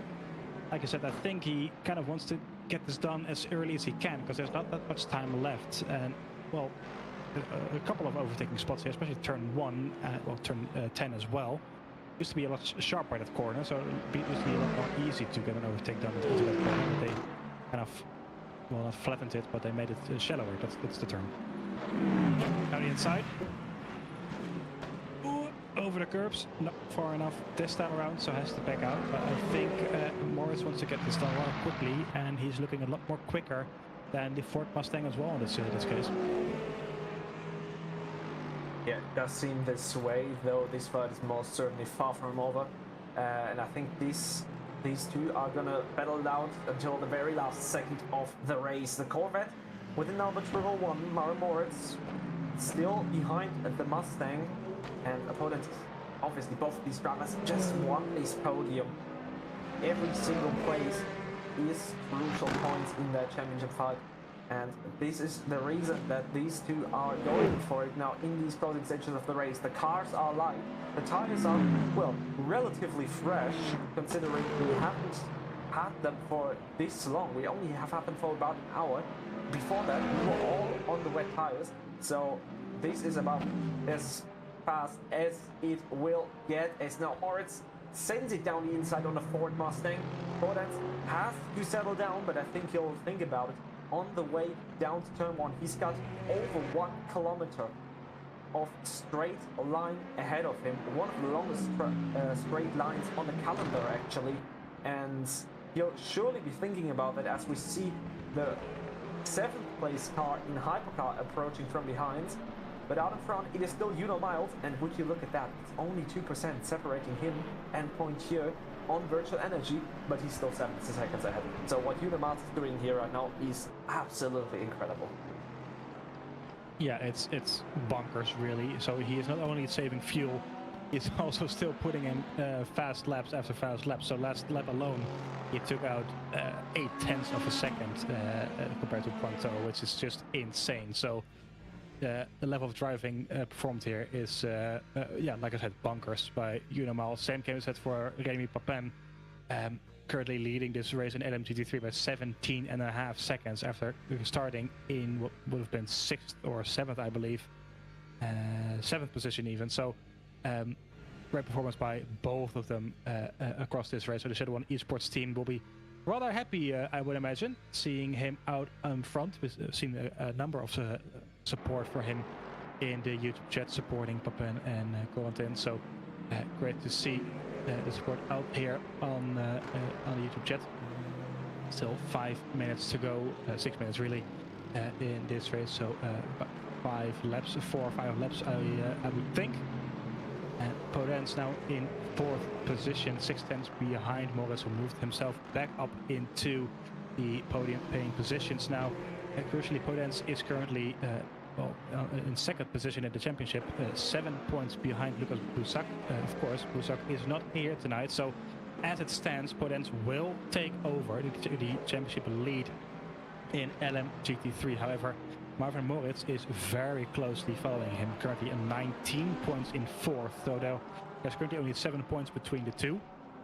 And Moritz, of course, right now is ahead of Podence, so it's going to be not.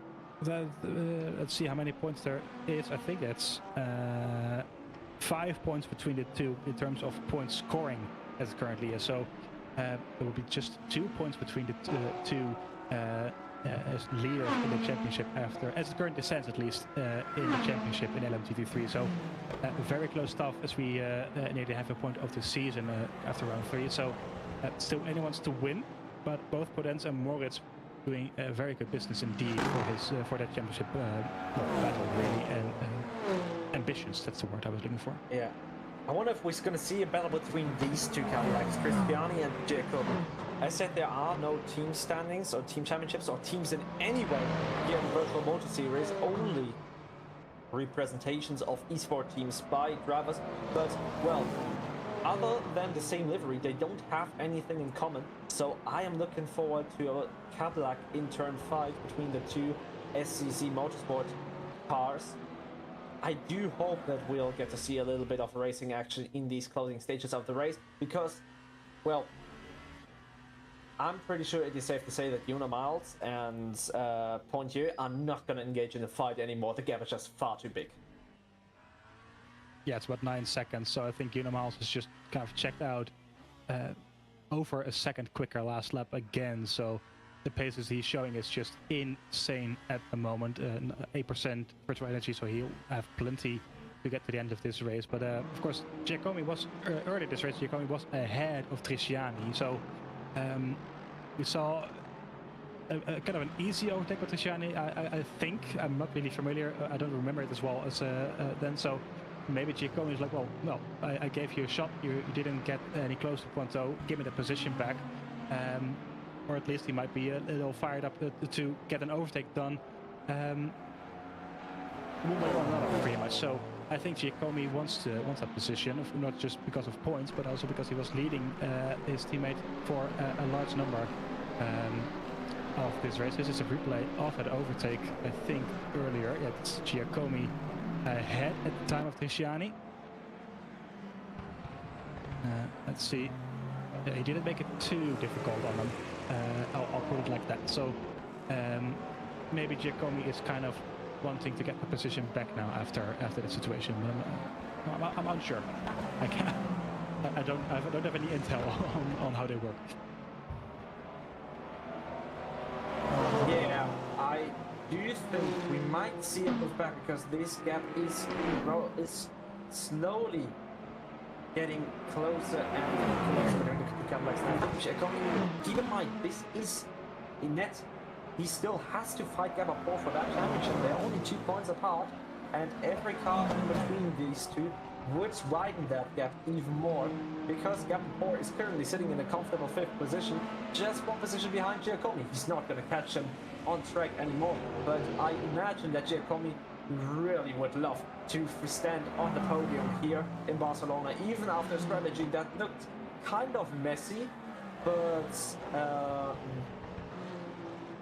the podium would still be an amazing result after this chaotic race. Yeah, I would say so. I think a podium, I think it was his at some point at least. So I think he might be kind of wanting, pushing his the driver ahead to get that position back. But we'll see if and how they fight for it. Also knowing that right now he will still be the net championship leader, I do believe, in the standings. So even though it is only 1 position between him and Gabapor, it's still a single position between the two. So maybe he doesn't want to take any more risks and he doesn't need to. So we'll see how all of it ends up. The clock is for 50 seconds left to go. I do believe there will be 1 more lap after this, kind of depending on where Miles is to the checkered flag. I think he was already across the finish line when the clock was around 1 minute 36. Yes, he is currently in the 2 final corners. He's got 30 more seconds. So unless he decides to slow down, well, he's gonna extend this race by 1 more lap, and he does exactly that, because the gap between two is not nearly big enough. So Giacomi has this 1 lap to try and get ahead of his teammates. He has tried to force it. Yes. This is into turn 10. This is.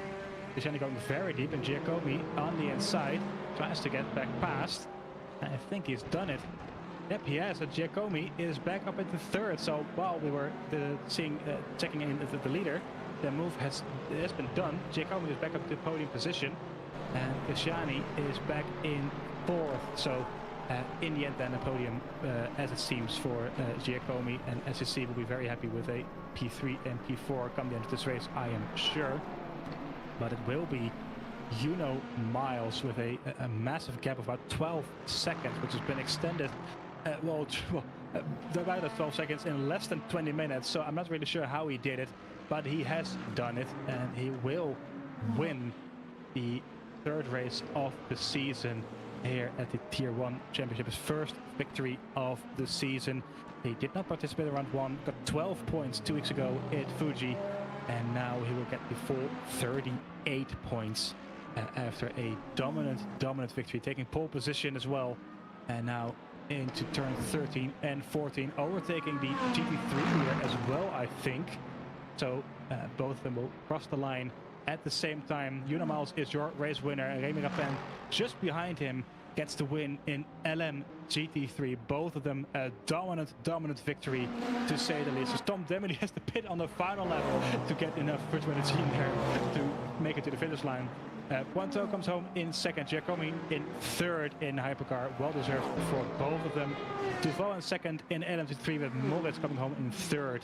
Then after a difficult drive, but a very well deserved podium nonetheless. So it is a eventful 2-hour race here at Barcelona Catalunya, coming to an end with a lot of carnage at the beginning, but then some very nice clean overtaking racing action across the field.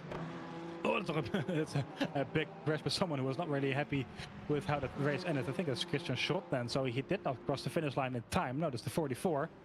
So I don't think he has finished yet. Not really sure what he did there, but maybe a bit of frustration coming out. Maybe he saw that he didn't have enough energy to finish that. Yeah, so. Oh yeah. I think he may have made a mistake somewhere. Yeah, it's 1%, so I don't think he'll have enough to get it home, which might be why he got so So sad. Frustrated. Well, very much so. Schrott and Demely are two hypercars that are yet to finish this race. Great effort nonetheless by Miles and Pontier and Giacomi. Congrats to all three drivers for finishing on the podium. Schrott now crossed the line in P9, immediately out of force to not get a 100-second stop-go penalty. Tom Demely now gonna cross the line in a nick of time as well. And, well, Jamie Barrett, he has taken this in-lap one final time, one around the circuit. He is on 0%, so I'm not really sure how that car is still running, but I think it's literally running on fumes at the moment. But he has kind of an interesting strategy, considering that he might get himself a 100-second stop-go penalty, but well. Does it also count on your in-lap? Do you also get a penalty then? You will get a penalty, but I don't know how the rules are here, if the VMS will remove it post-race, but he did get one, so, well, let's have a look at the session results. Remy Rapin, beautiful race for him in LMGT3, wins here in Barcelona the endurance round and gets a huge chunk of points for his championship fight. Baptiste Duval finishes in second place, Marvin Moritz in third position. The only Corvette that got to saw the checkered flag behind the Lexus 1-2. Then Christes Podens in his Ford Mustang, exactly where he started, passed a few cars, got passed by another few in P4. Jean-Baptiste Thomas finishes in P5. Elliot Roy in P6 for the Horizon Racing team. Then Bram van der Tang for the DCS. The second of the Porsches finishing in P7. Fabian Wenger in P8. Julian Gataga, the only Lamborghini in this race, finishing P9, and Alfred Dian Rama will finish in 10th position. And, well, our three Corvettes, it was a 1-2-3-4 Corvette in qualifying. Now it is a 1-2-3-4 Corvette in terms of the DNFs. So not really what I think our drivers would have liked, but amazing GT3 race from everyone.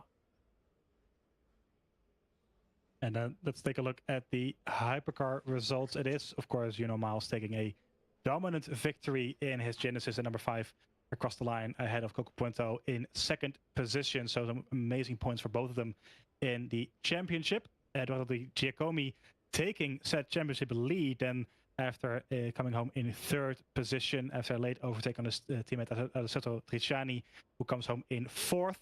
Gabapur, I think he is now in second position in the championship after coming home in fifth.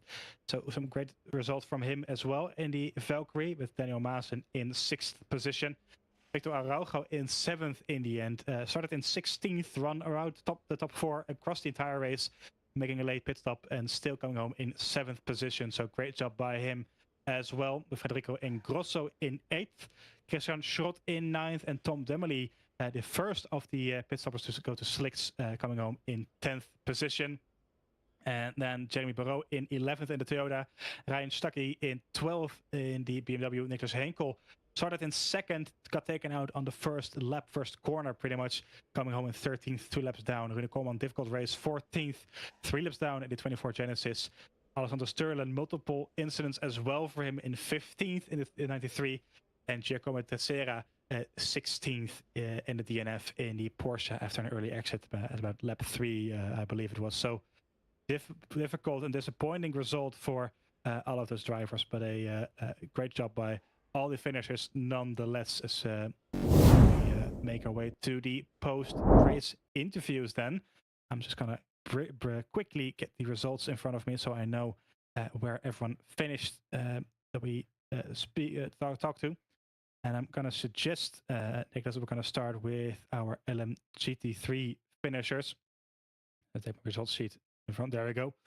We have a number of people wanting to talk to us, and I think we are going to start with Jean-Baptiste Thomas. He's currently muted, so hopefully he'll know that he is being dragged in to the commentary booth. There he is. So, hey guys. Very good evening, Jean-Baptiste. congratulations on your P5 first points of the season. Looked really difficult out there during the race with the rain. Also difficult qualifying, but I think P5 in the end is something you can be very happy about. Yeah, I'm very happy, but yeah, I'm still, yeah, a bit disappointed with the contact I have with Kristen. But yeah, at the end, P10 to P5, I managed to have a good pace. So yeah, it was a good result for me, and my goal for this race was to make to score points. So at the end, I'm happy. Now, at the beginning, there was, of course, a lot of carnage going on, especially the hypercars into turn one. Yeah. What was your view on all that? How did you manage to get through all that? Yeah. Oh, it was a disaster in front of me at the start. I saw some hypercars, some GT, and basically with the spray, I was seeing nothing. So it was very difficult to see in front of me. So I did this in instinct. So I think I managed correctly. So yeah, I'm very happy. Well, it was a great drive for sure. We've messaged it. Yeah. So, well, it's a great result nonetheless, and a very great drive for sure, despite the very difficult conditions. So, a very big congratulations for me on these the first points of the season. Hopefully, we'll be able to get on that podium soon enough this season. But congratulations nonetheless. And well, I think after the break we have Sebring coming up. I say with a question. Yes, it is Sebring. Any you think you can perform well there with the car as well, or is it going to be a difficult one? No. Sebring is a good track for my car and for me. I really prefer Sebring than Barcelona at the end, at least. So yeah, I'm pretty confident for the next race, and basically the summer break will be beneficial for everyone there, I guess, because everyone wants to do break, and yeah, it's a good thing. So yeah, I'm still can't wait to drive and race on Sebring next race. Good stuff. So congratulations again, and we'll see you then in about a month's time. So have a great evening, and thank you for joining us. Yeah, thank you guys. Bye. So then we will move to Marvin Moritz. I think yes, the third positioned in LM GT3. Marvin, thank you for joining us. Congratulations on your podium. Difficult race out there for everyone pretty much. You started in third, finished in third in the end after a pit stop along the way as well. How do you feel about that? Are you happy, or do you think there was a bit more in the tank after that? Yeah, I think there was a bit more on the tank. I hoped or planned my setup for the wet, but unfortunately the weather prediction didn't come true. So the rain was a bit shorter than expected. And I think after that I'm pretty happy with the podium. Good stuff. Yeah, it looked treacherous out there at the opening stages in the rain. Did you have any practice beforehand in the wet weather, or was it just a matter of survival at the beginning?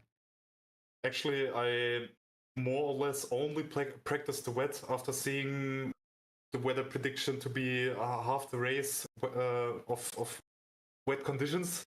But yeah, it was mostly dry, sadly. So the podium for me is fine. Take it. Great stuff. So, of course, a little break now for a couple of weeks, and I'm back at Sebring. What are your chances on there? Do you think you can do well as there? So, wow, you can do well there as well. Yeah, I hope so. Also, my mates that unfortunately didn't take part in this race.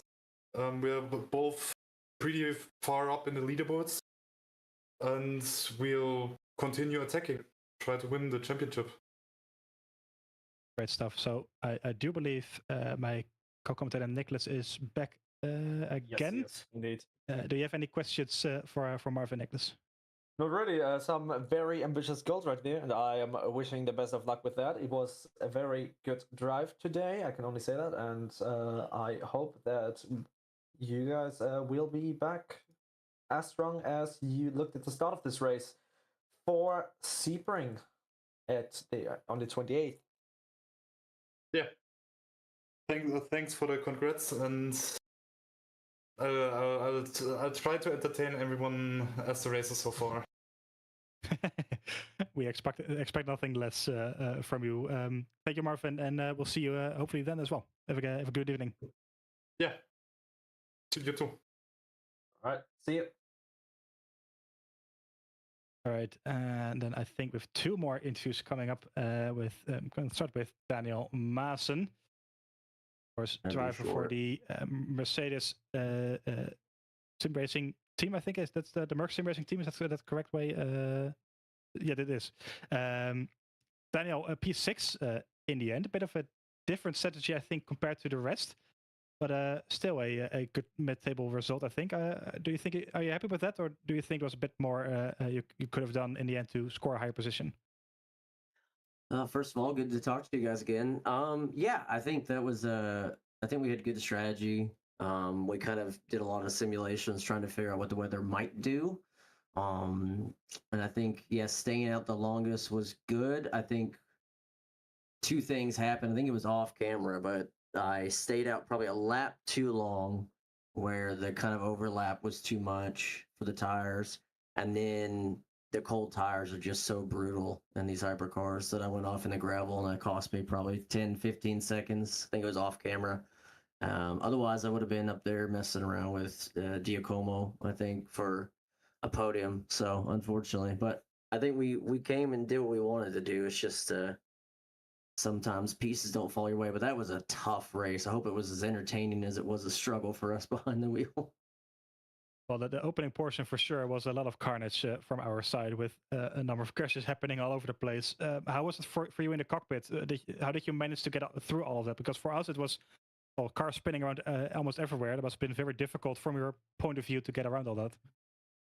I think it's just rain is for me is a lot of just consistency, and you have to kind of test a few different rain conditions on a track to kind of have a general idea about like what's the limit. So it's basically like you use practice to kind of find that rain limit, like where can I push, where can I not, and then when it comes to the race, you just kind of always stay right underneath that. As soon as you're like, in the rain, as soon as you're like, I need to be faster, I need to push that extra 1%, is when mistakes happen. So I think rain is just kind of being right up against the barrier of pushing it and just trying to be as consistent as possible.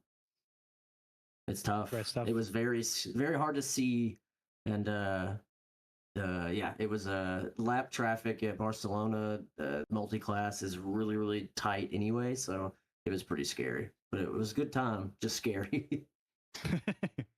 I can imagine it looked horrendous from our point of view as well. Niclas, any questions for Daniel here this evening? Then again, not really. You're doing a very good job at taking away the biggest questions that I have. Once again, congratulations. The race looked to be coming your way, but unfortunately, yeah, just not much more. But good luck for the next rounds. I believe it is kind of your home race this season, the next one, since we're going to America. So good luck to you and all of MSR for that. Thank you. Yeah, Sebring will be an interesting one for sure. So it'll be a good watch, I think. I do love that track, so we'll see if I can get the BMW to go quick there, hopefully. But we'll keep on keeping on. I think consistency's important for us at Merc Sim Racing. We're just trying to learn how to be as consistent as we can and hang around. We may not always be the fastest, but we're trying to hang around. So we'll see where it is at the end of the season, but just looking to have a good time. I think it'll be fun for sure. Good stuff. Well, best of luck from both of us. Congratulations on your P6, and we'll see you then in about a month's time. All right. Thanks, guys. Have a good night. And with that, we're going to move to our final interviewee, of course, the race winner in the hypercar, the one and only Miles, taking his first victory of the season here at the Tier 1 Championship. Good evening. Thank you very much for joining us. a P1 and a pole position makes 39 points for you in the roster. That couldn't have gone any better, I would imagine. I mean, yes, but the start was really bad. I honestly don't know how I came back, but yeah, in the start, a lot of bad things happened. A lot of crashing, and I got like a lot of damage from that. But unfortunately, fortunately, no suspension. And then I also spun at some point. But yeah, the comeback was. I didn't really expect to come back like that. But I think also the strategy was from my side good. So that's also where I gained a lot of time. But yeah, good result at the end. But to be honest, 15 minutes into the race, I was thinking like I will just end up at, I don't know, P5 or whatever. Yeah, and I was kind of not sad, but yeah, at the beginning.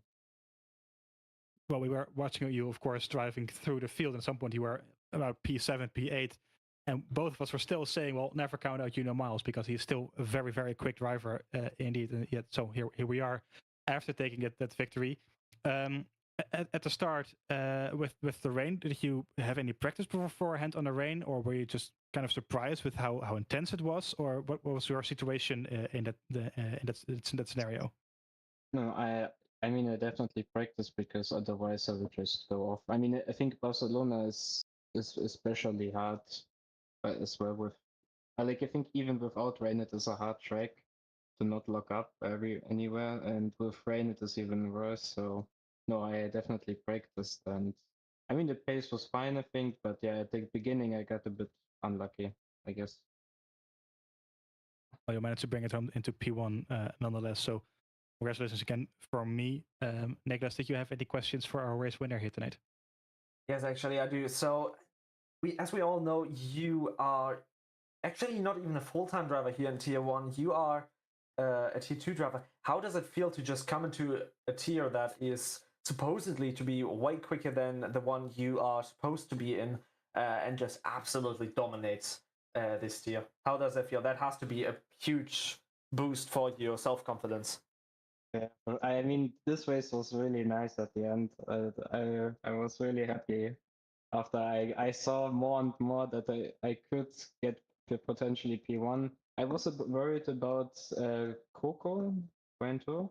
I think he was really quick as well, and he also got ahead of me after his pit stop. But then the pace was still amazing, and yeah, no, that was really nice. I really enjoyed that, and yeah.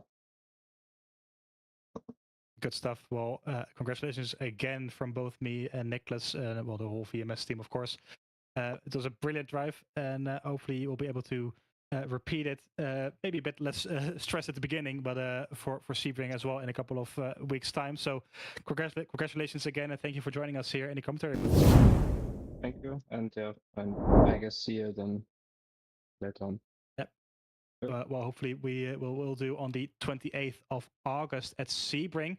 As mentioned before, we do have a small summer break of about 3-4 weeks from now until then. So this has been the final Tier 1 race for a little bit. But after that, we will be back in full swing for this 5th season of VMS with Sebring on 28th, Horecar on the 11th, the second endurance round of the season. Imola on the 25th of September, Interlagos on the 9th of October. That's my birthday, actually, so it's a very nice birthday present. Monza on the season finale on the 23rd of October. So plenty of racing action left to go in this season. But for now, I think we're going to pack it up around here for this evening. Niclas, thank you very much for joining me in the commentary booth this evening. I think we had a banger of a race, especially at the beginning, and it was very nice to do this with you. It was, as always, a pleasure. And guys, don't forget, this isn't anywhere close to being it for this weekend here in VMS. As we said earlier today, we have the Pro Series, the Grid Finder Pro Series, coming up on Sunday alongside the LMP2 Series. So make sure to join around there. I will be there. Unfortunately, Sverre will not be here, but F will be there. So you guys will be in for an even more endurance racing here in VMS. But for today, that is it from my side. I am also very pleased to that I was able to commentate today. Also thanks to Niclas Domino for allowing us this beautiful broadcast, and thank you very much, and have a good night, everyone. Yep, and also from my side, have a good night, everyone. Just a quick shout out to our sponsors, Hammer Setups and Grid Finder. Check out the links in the description and do all the things that the YouTube algorithm likes, like pressing likes and subscribes and all that stuff. That really does help us out. So for the final time, thank you very much for watching. My name has been Sverre. Kolman, join with me, Niklas, Riedel, Niklas Domino, pushing the buttons, pulling the levers. And thank you very much for watching. Have a very good night. Good day. Goodbye.